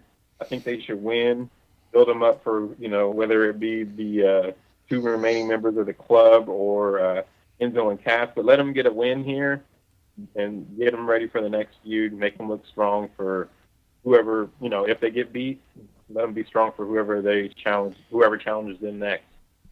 Well, this is where we're all going to agree to disagree, because I think it would be more interesting to put the Wyatts over. Non-title match, put the Wyatts over, even though they aren't going to be together anymore, and then there's no real dissolution of the Wyatt family. They just happen to be on different shows. That doesn't mean that they aren't still coercing together and they aren't going to do things. Doesn't mean that Luke Harper won't join Strowman in the future and have two parts of the Wyatt family faction controlling both shows of sorts. So I don't know. You're right. It is the end of their feud for the most part. Bray and the Wyatt family have handily and steadily kicked the ass of the New Day and made a really interesting thing here. But I don't know. I gotta go against the grain on this one, and I'm gonna put the Wyatts over. Moving forward to the U.S. title, we've got Rusev versus Ryder. Rusev's on Raw, Ryder's on SmackDown. Padriac, what do you got for me? This is a hard one for me, just because Rusev has been dominant. He beat everybody. I mean, he not only did he beat Titus on Father's Day, he was a former Father of the Year. He beat him as U.S. champion on the 4th of July. So I don't know if they're trying to build Rusev up for something big, but I'm a Zack Ryder fan too. This is hard for me, but if I had to pick one, this is going to be kind of a cop-out, and it's going to kind of give – I'm not going to go into it too much, but for now, I'm just going to say I think Ryder. And I'll tell you why when you ask me the next match. Sure. Brando, what do you think? Zack Ryder or Rusev? If I were WWE, I would have Ryder go over. Number one, okay, they really put Ryder over on the 4th of July episode of Raw, making him like one of the key members of the reason why they won that match. Uh-huh. They gave him his moment at Mania, and then immediately took it away from him. I think to build up Ryder as like, this is a guy that's been in the company for like 7 years, almost 10 years actually. Mm-hmm. Let's make him a good mid-card champion, and then give him this belt, and then have it be like an upset. Rusev is pissed, and he's not going to get a rematch. Yep. And that's going to lead into Rusev, where you can make Zack Ryder go off into the sunset with the belt and try to fuel Rusev. Still, like, he might look weak coming out the loser, but you can have that fuel, that rage, that he doesn't get a rematch. He lost it. Now it's gone. Now what is he going to do? And I think that along with Padriac, that's going to bleed into the other title match here. So, moving on to the next match, IC title match, Miz versus Darren Young. What do you think on this one, Brando? Darren Young. Darren Young, okay. And well, I mean, Young, man. Yeah. Hey, listen, we're trying to make Darren Young great again. I agree. I think Zack Ryder and D Young both go over. And it does. Okay, does that then put both of those titles on SmackDown? No, Darren Young's on Raw. Oh, so it would be. It switches. It would be the pure switch, which would be nice. So then if Rusev can't have the U.S. title, he would go after the Intercontinental title. His finisher is the Accolade, the Camel Clutch, which defeated Bob Backlund when the Iron Sheik put him in the Camel Clutch. He wouldn't submit, and Arnold's going through in the towel. Yep. Storyline is right there. It's all there. Here's the big, powerful Rusev with the new version of the Camel Clutch, and there's Bob Backlund trying to get him ready for that move. It writes itself. It does. It's right there. They like to ignore history a lot, but this is time where you need to do it. It's right there, like you said. It writes itself. It'd be so much fun because then you have Darren Young so happy that he's finally made it. He's a singles champion. Oh crap! There's a really angry Rusev, just breathing down his neck, saying, "I lost my belt. I want yours." Dude, the fact that you put that together to me is awesome because that is a really good storyline. I really hope they do that. I think that and to answer the question of why I think Darren Young, they've spent so much time building him up, and Bob Backlund has given him his finisher, and I just think that Darren Young, it's his time. I think that just everything they've been doing, it's his time. He could win this title, and then, as I said, they switched the titles, but your storyline that you just gave would be perfect. It'd be something interesting. It could be something that would be interesting. It'd be something that would be, good to follow. They could show some past clips of what happened before. Bob Backlund can be angry. He could show the rage in him getting mad because of, that finishing move and him teaching him how to get out of it. Him trying to teach him of what he couldn't do. It would be awesome. I would love that. And then you can go to SummerSlam, Rusev versus Darren Young for the Intercontinental title, and there is Bob Backlund with the towel in his hand as Darren Young's locked in the Accolade, just like he was so many years ago. He's in the other position now. He's in Arnold Skollin's. Does he throw the towel in and save the career of Darren Young, or does he? Because Darren Young won't submit. That is just so awesome. I cannot wait, and I hope they do it. I hope they do too. That's perfect. I'm gonna start calling Brando the Brain Heenan. That is an awesome storyline. Because he figures it out, Yes, he does. Moving forward, this match doesn't necessarily have any high stakes, in my opinion, but Becky Lynch, Natalya, this feud gets to carry on after the draft. What do you think, Patrick? Natalya, Becky Lynch, who do you got winning this one? I mean, the fact that it can continue, which is different than all the other ones so far, kind of.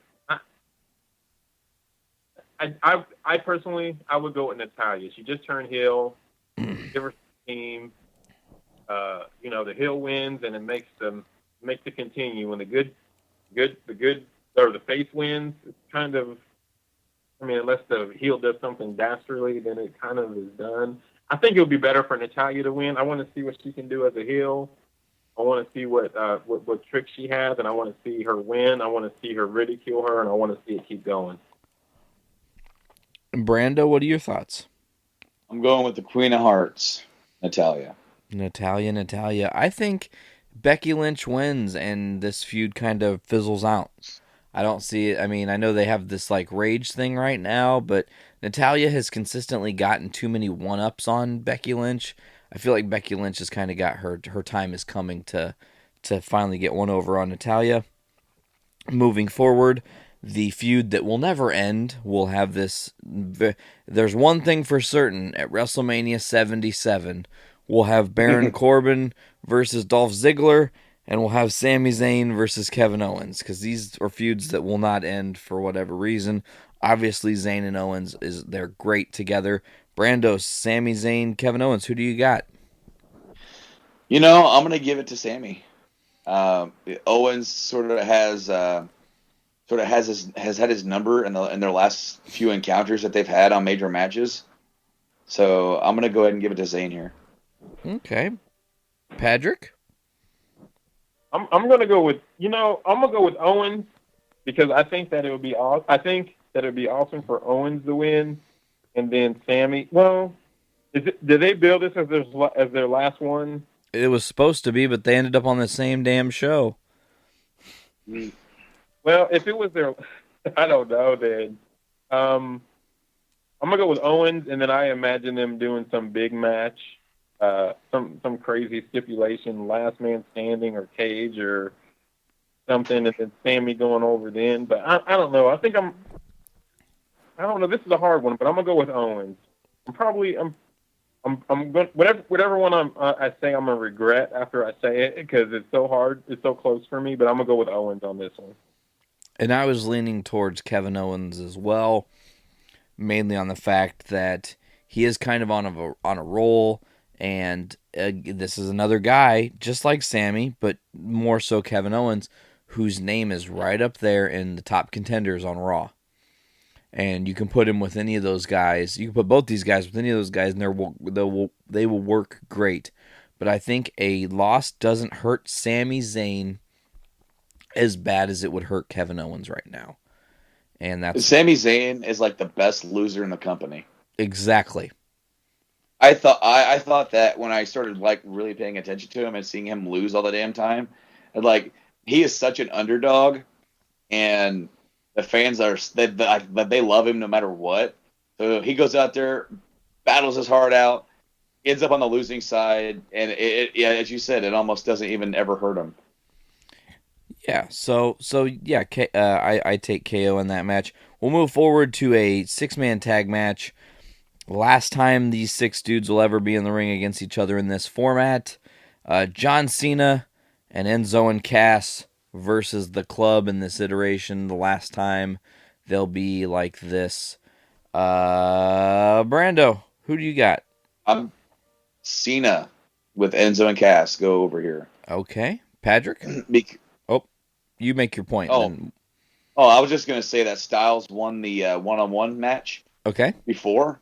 So this sort of acts like the second act, and then they're probably going to do another big singles match. So let Cena get his win here, and then we'll figure out the winner of the feud later. SummerSlam for a title. Yeah, something. That'd be what I say. Now, Padriac, what are your thoughts on this match? John Cena, Enzo, and Cass versus the Club. I agree. I think it's going to be Cena for the simple fact that these people are all on different shows, and it's not like we're going to be going any farther. And John Cena, I think, it makes sense for him and his 2 to win in this particular instance, and then they can do the world title match. And I don't know. I don't know. I guess later, we'll talk about it. But as far as who's going to win at SummerSlam, but right now I think John Cena and Enzo and Big Cass. Well, and the crazy thing is these feuds are going to continue after Battleground, not together, but you're going to have John Cena and AJ on SmackDown, Enzo and Cass in the club on Raw. So, as Brando said, this thing is far from over. I say, I agree with you guys 100%. You put over the faces here. Amore, Cass, and Cena go over in this, no questions. Moving on to the triple threat main event for the WWE Championship. Who do you got, Padriac, for this? You got that there are three choices here. All are members of the Shield. All are former or current WWE champs. Who do you take at Battleground? Oh man, this is a hard one, just because of the people involved. I'm going to say this. I don't have a reason why, but I'm going with Dean. Okay, I like that pick. I'm going with Dean. He's got a title. He's on SmackDown. That's the show that's supposed to be ahead of the pack now. I guess I do have a reason. I said I didn't, but that's the show. That's the show that they're supposed to be building up. I think I don't know. I think he'll keep it, and then Raw can do some cool thing where they're trying to figure out a champion, and I don't know. I'm going with Dean though. Brando? Rollins. I think Rollins takes it here. I think this is going to be a very interesting match because, as we alluded to earlier, I think we all disagree with the idea of putting the title back on Roman, especially right now. There's a lot of heat on him, not only within the company but even with the fans. I mean, the fans had a hard time, getting behind him. Booker along also said that they booed him out of the building at WrestleMania. Mm-hmm. That was something to be like. I couldn't believe he said that. So, what I think this does, and while I want Dean to win, I like Dean a lot, and I think it's really cool that he's getting his time to shine. I think this is where Seth is going to get his win, and I think they're going to lead up between Seth and Roman for their rematch at SummerSlam. Somehow Seth is going to get this. I don't know if Roman's going to have Dean beat and then Seth is going to sneak in and get it, or however they kind of work this out. Maybe Dean has Roman beat and then it's going to end up being some sort of workaround since this is a triple threat. But I think Rollins is going to get his belt back, and then on the SmackDown side, you're going to have some of the top guys trying to figure out who's the top guy, who's the champ. And then I think that's what's going to end up ending the Cena Styles feud is going to be the finals of whatever tournament, whatever thing that they do for that. And unfortunately, what I don't like is that kind of leaves Ambrose lost in the shuffle with, no direction. For right now, I don't see where you go with that. But I think it's kind of what they're going to do. I think you're right. I want Dean to win the title here. I really do. I side with Padriac in the want category, but in the what's probably going to happen category, I think Seth is the one that takes it. It would literally leave me speechless and a little bit confused if Roman ends up with the title after this. I agree, but nothing is impossible unless they do a full heel turn, since they've been sort of going out of their way to kind of put him down. Unless they do a full heel turn, I don't see it happening. And I don't even know if they're going to build him up for him to take it at SummerSlam. It's really weird because I heard they were going to do this big redemption storyline, and then here they are putting him down. So, I honestly think the fans would spit in a redemption storyline's face. I don't see it happening. What sucks for me, I'm just going to say one last thing. What I think sucks about this match here is that Dean would be the one who would get lost in the shuffle the easiest. And I just don't want him to get lost in the shuffle. Oh, no, I agree. I agree 100%. I think that Roman and Seth, they could, they're both together on that show. They could both keep going. And I don't want Dean to get lost in the shuffle. That's one reason why I want him to win. But what you guys said made a lot of sense too. So I guess we'll see. Yeah, it's hard to predict what they're actually going to do. But I think that we're going to get some of the ones we guessed right. Looking at Battleground on this Sunday, I do believe, right? Yep. Cool. I'm excited for that. Brando, do we want to move on to that other thing? Yeah, and I don't want to spend a whole lot of time on it. We've really talked, for quite a bit of time, but there is a list of former wrestlers, namely, I think there's 51 of them suing the WWE, which basically they're claiming that the company hid long-term effects of brain injuries, and then so they're looking for compensation. I saw that list. Now, Nate, have you seen the list? I have not. If you want to send it to me, I have a Daenerys Palin. Oh, well, I'll go ahead and just read the list right here, and then I'll go into a couple of examples as to why I think this is complete bullshit. Sure, go ahead and start that list up. I have one that makes me think it's complete bullshit for sure.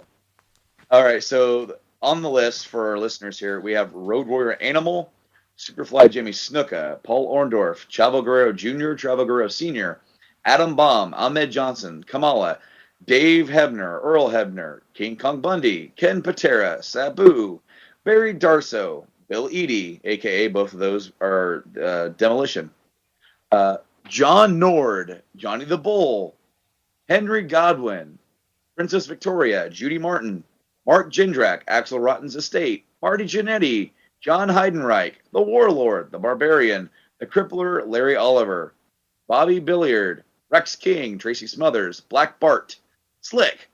What the fuck? I didn't even know Slick was I didn't even know he was on this list.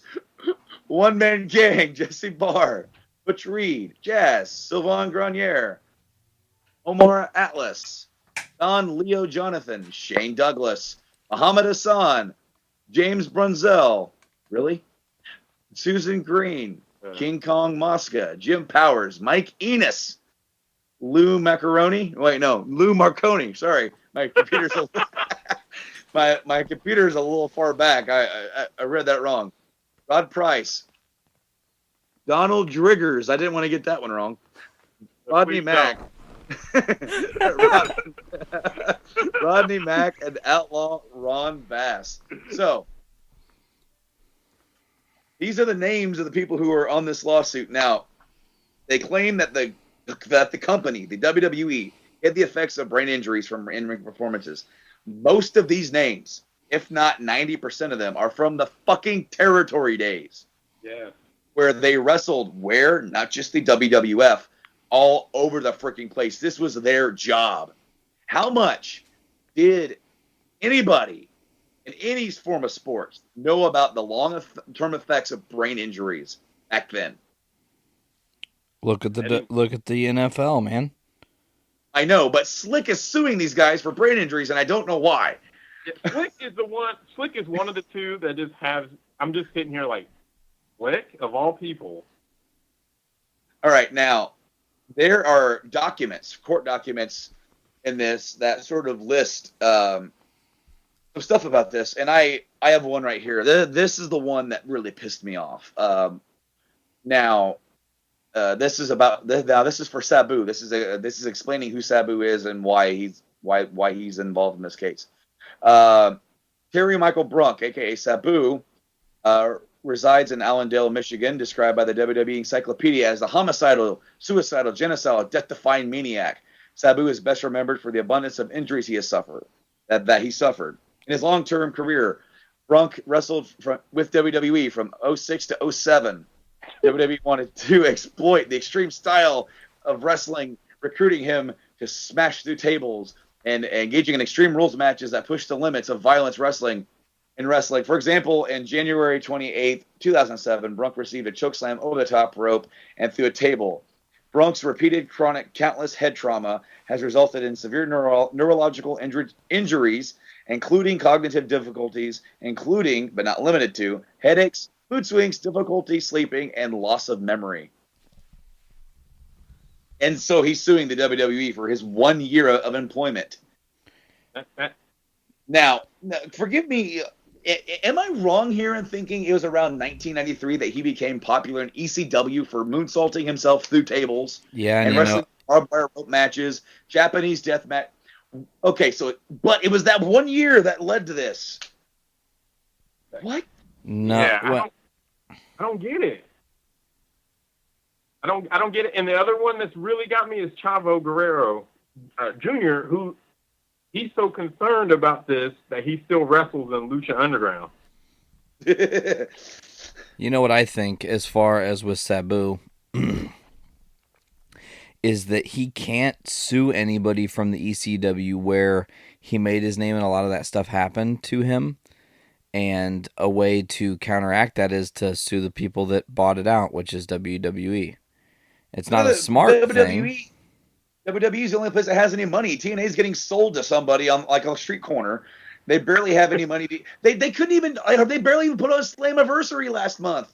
Right. Like, it was up to the wire. There's another one here that I want to go through, and this one is a bit different, and I have reasons. Well, number one, the stuff that's listed here has like, what does this have to do with this freaking lawsuit? And number two, a very big error. And I'm a sucker for stuff being right, for facts being right. Okay. Right. All right. So Ahmed Johnson, do you guys remember Ahmed?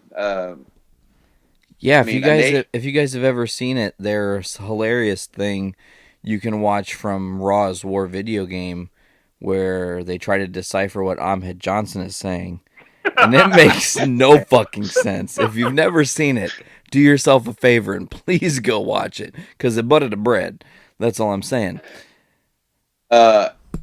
Anthony Norris, a.k.a. Ahmed Johnson, is a 52-year-old, resides in Houston, Texas. He wrestled from the WWF from 95 to 98. He was recruited to WWF by Michael Hayes and was sent to Connecticut to meet Vince McMahon.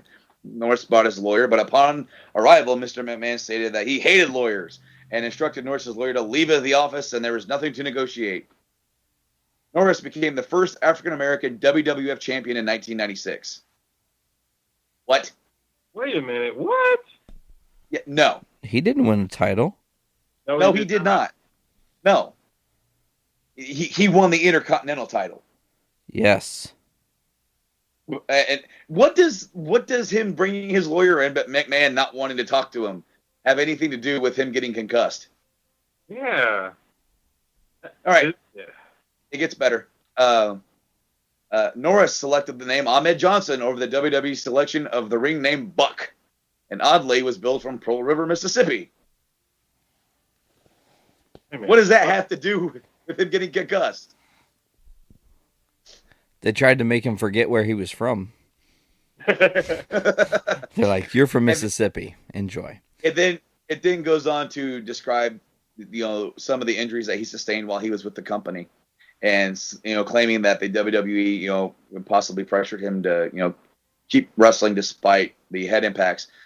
But the point is that Lance Storm tweeted out yesterday. He sent out a tweet, said, "I woke up today with some indigestion. I better sue WWE for eating their catering."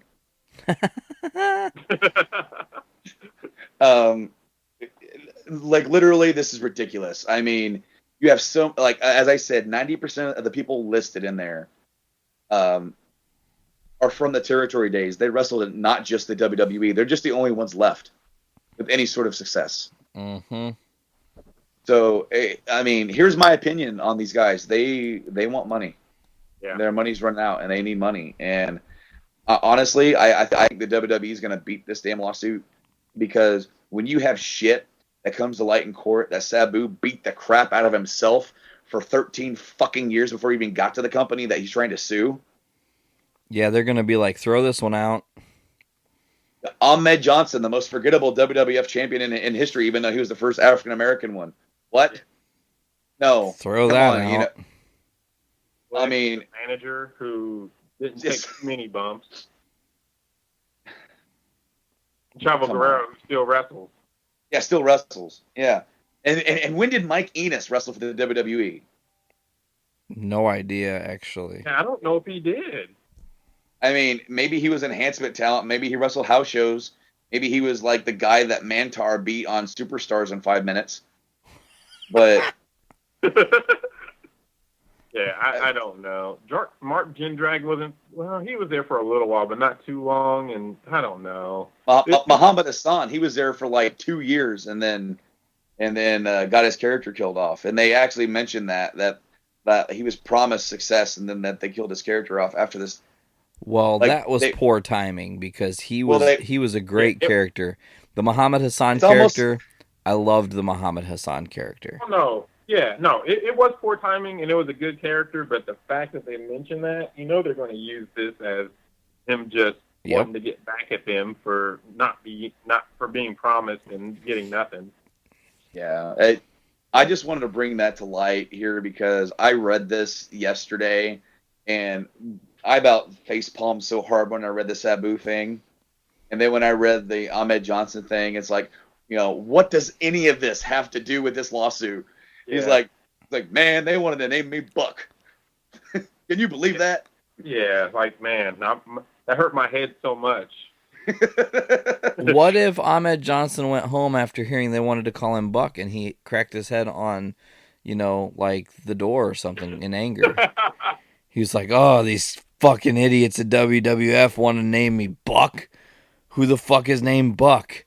I might as well just break my head off right now. And he hit it really hard, and he had a thick-ass head anyways, so he's fine. He just got a little concussion he didn't know about. He did go to WCW after that. Big T. Booker T. Yeah, he's part of that Booker T. or Harlem Heat storyline. Mm-hmm. Yeah, because they Harlem Heat 2000 or something like that. Yeah. He took the T from Booker T or something in that. It was weird.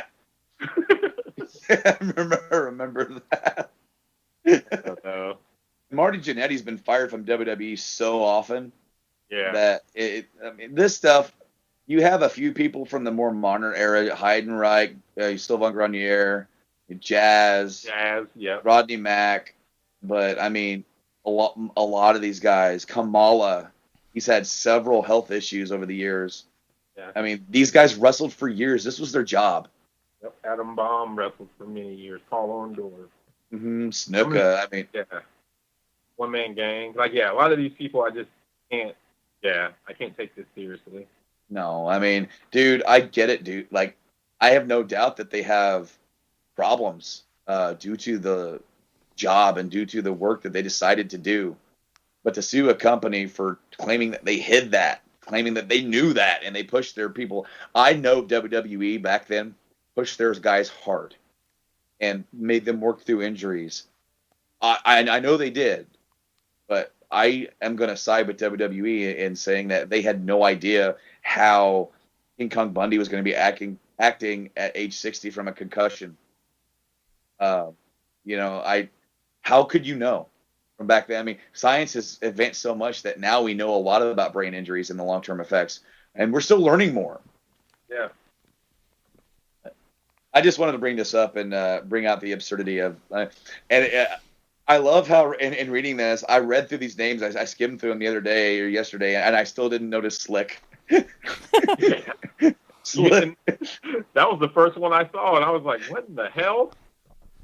Well, see, I saw Sabu, and he's suing WWE for his 1 year of employment, saying that I am been head injured because of my wrestling style that you made me do. And they cite one choke slam did all that damage. Yep.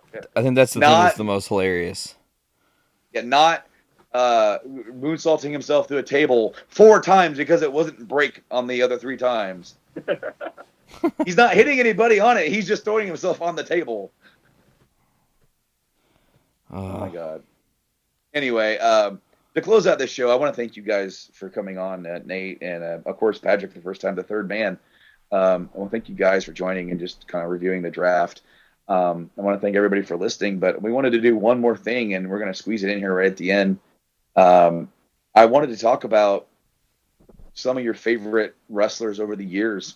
Maybe some of these are on this 51 list of wrestlers suing the WWE. Maybe not, but some of your top 3 stars that never won a world title. And Patrick, I want to throw it to you first, and I'm really interested to hear your list, but let's start with one. Who's your third? On my third, oh man. Well, I'm not gonna do it in particular order, but man, one Okay. that I really wish, and he was like just there like right at the brim of winning the world title, and one that I really wish would have is I'm gonna have to go with Owen Hart. He's my top one. I mean, when he won, he beat his brother at WrestleMania 10, and then he won that King of the Ring that same year in '94, and he was so entertaining. He had his backup man Jim Neidhart, and I mean, there was just a part of me, I mean, he is my favorite of all time. I'm not gonna lie, but there was a part of me that just thought that he would have been, even if just for a little while, he would have been the most entertaining champion in a long time. I mean, just his facial expressions. He was a good worker. I would have loved it. You could have had him go over at SummerSlam and a surprise victory, and then had the rubber match, the third match of the feud at Survivor Series that year, instead of what they did. Because it just would have lit a fire under that feud where, Brett is this, he's the dominant brother. He lost at Mania, and then, maybe you can have it because of Neidhart that Owen wins in the cage match, and then have the I Quit match with Owen and Brett, where Brett gets the belt back. But you know what? He's on my list too. Actually, he's one of my top. Owen, because that's the only time in history that I can really think of him being that hot. He was the top heel in the company. So, I mean, it would have made total sense to put the title on him then. I really wish they would have went with it. It would have been awesome. Just him and Neidhart, I think that would have been, he was already the King of Hearts, and then him and Neidhart would have, I think they would have took it. I think they would have went straight to the top.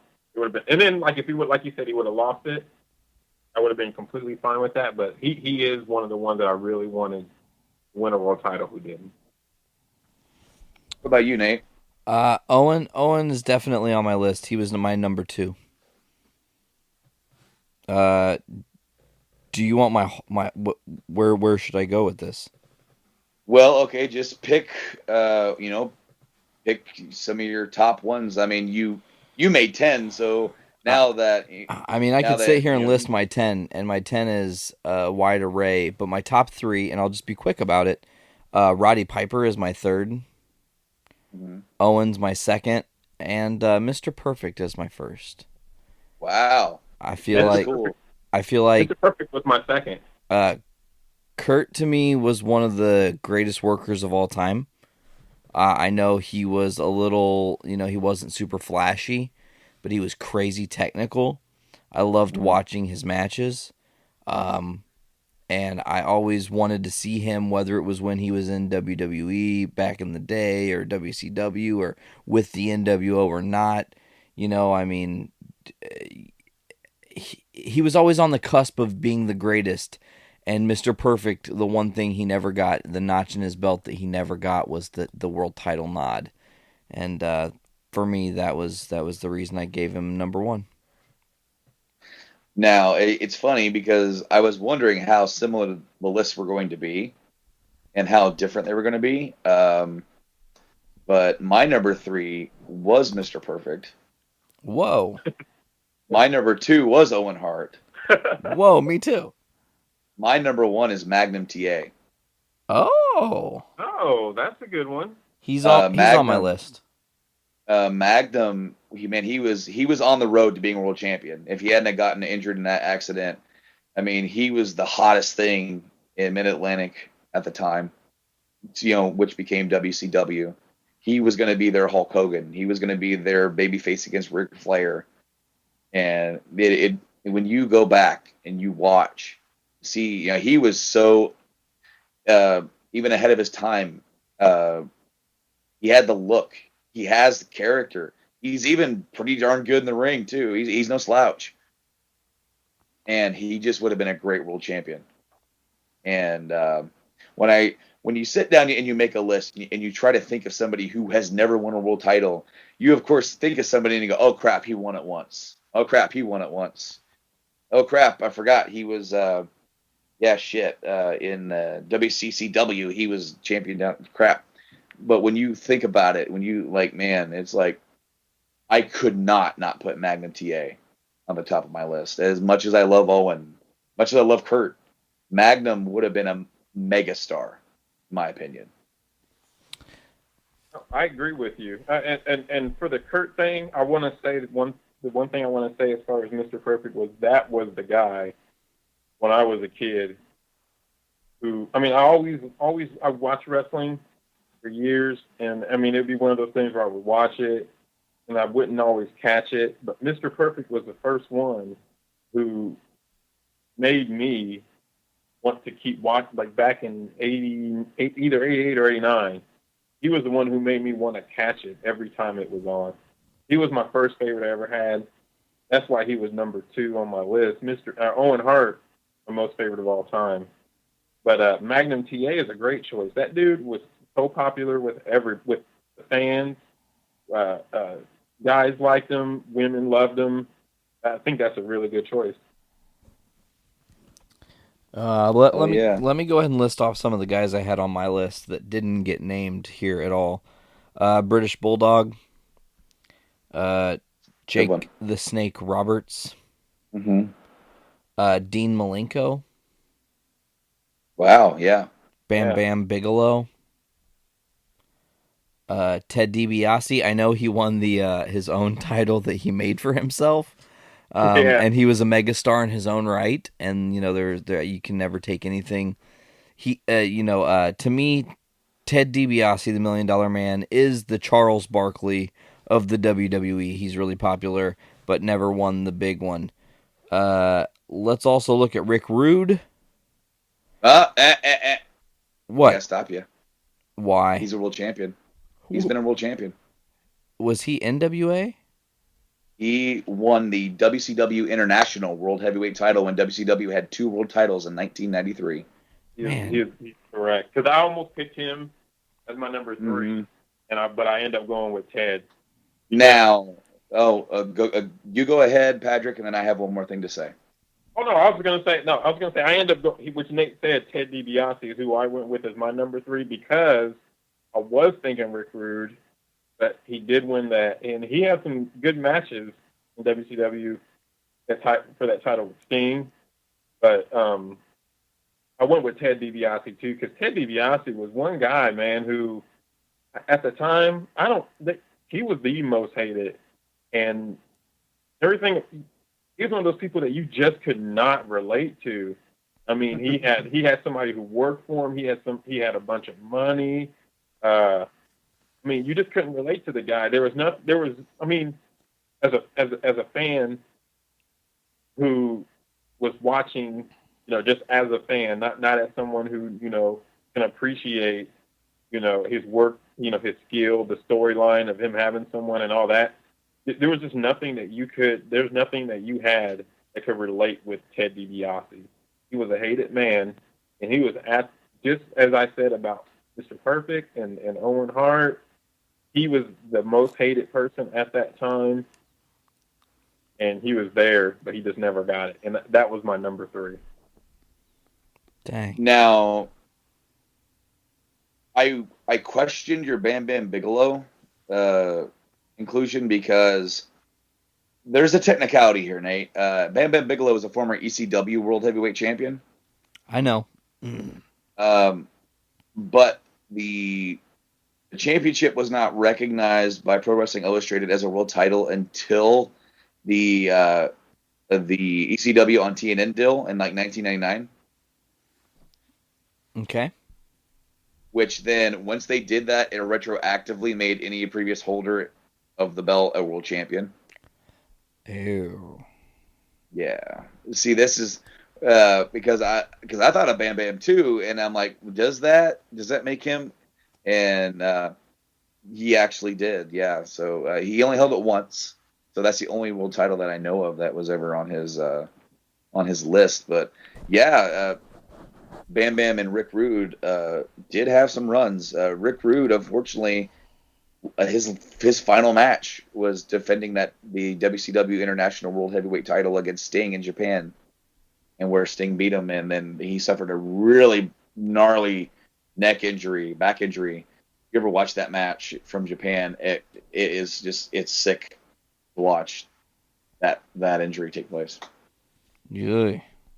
Well, maybe I'll have to look that up at some point. But man, I like this little list of people that should have got the nod that didn't.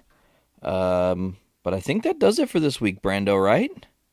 You know what? We went a little longer than what I thought we would, but I had just a ton of fun breaking down the draft and just kind of BSing with you guys about wrestling. I love just sitting back, and I don't have a whole lot of people I can talk to on a consistent basis about wrestling. I think we need to bring Padriac back to do this again. Are you kidding me? If he's down for it, I'll do it whenever. I had such a great amount of fun today doing this and talking to you guys. Not only did I get to talk to two people I consider friends, I got to talk about something I like. I mean, I would never turn this down. So if you guys ever have room for a third, let me know. So, hell, man, there's always room for a third. Did we just find our third co-host? Our third co-host. I mean, and don't feel bad if you can't make it. Again, the idea behind Journey into Wrestling and the other shows is that, this is a once or twice a month. Whenever there's a lot of news stuff we could talk about, stuff that we can do a show on. So it's not every week. That's why it's more doable for people who have busy schedules. Right. So yeah, I'm down, man. I'm kind of hoping that you guys have room for a third after Sunday's pay-per-view, so I can join you guys again. So if you guys do another one after the pay-per-view, let me know. Yeah. I think the next one we're shooting for is going to be at the probably early August. Okay. Because then we'll have the pay-per-view and then getting the hype ready for SummerSlam. That way we can review. It'll be a few weeks after Battleground, but we can review that and then the weeks of television going towards SummerSlam, and then kind of predict, what's going to happen there. And then, of course, the next episode, if we time that right for the beginning of the month in August, the next one we can do right after SummerSlam. So I'm excited. I'm very excited. Awesome. Well, if that does it for this week, Brando, I think we can go ahead and sign off on this one. This has been Journey into Wrestling episode 5. I'm Nate. I'm Brando. And I was the special guest host, Padriac. And we will see you guys next time. Thank you so much for listening. Later.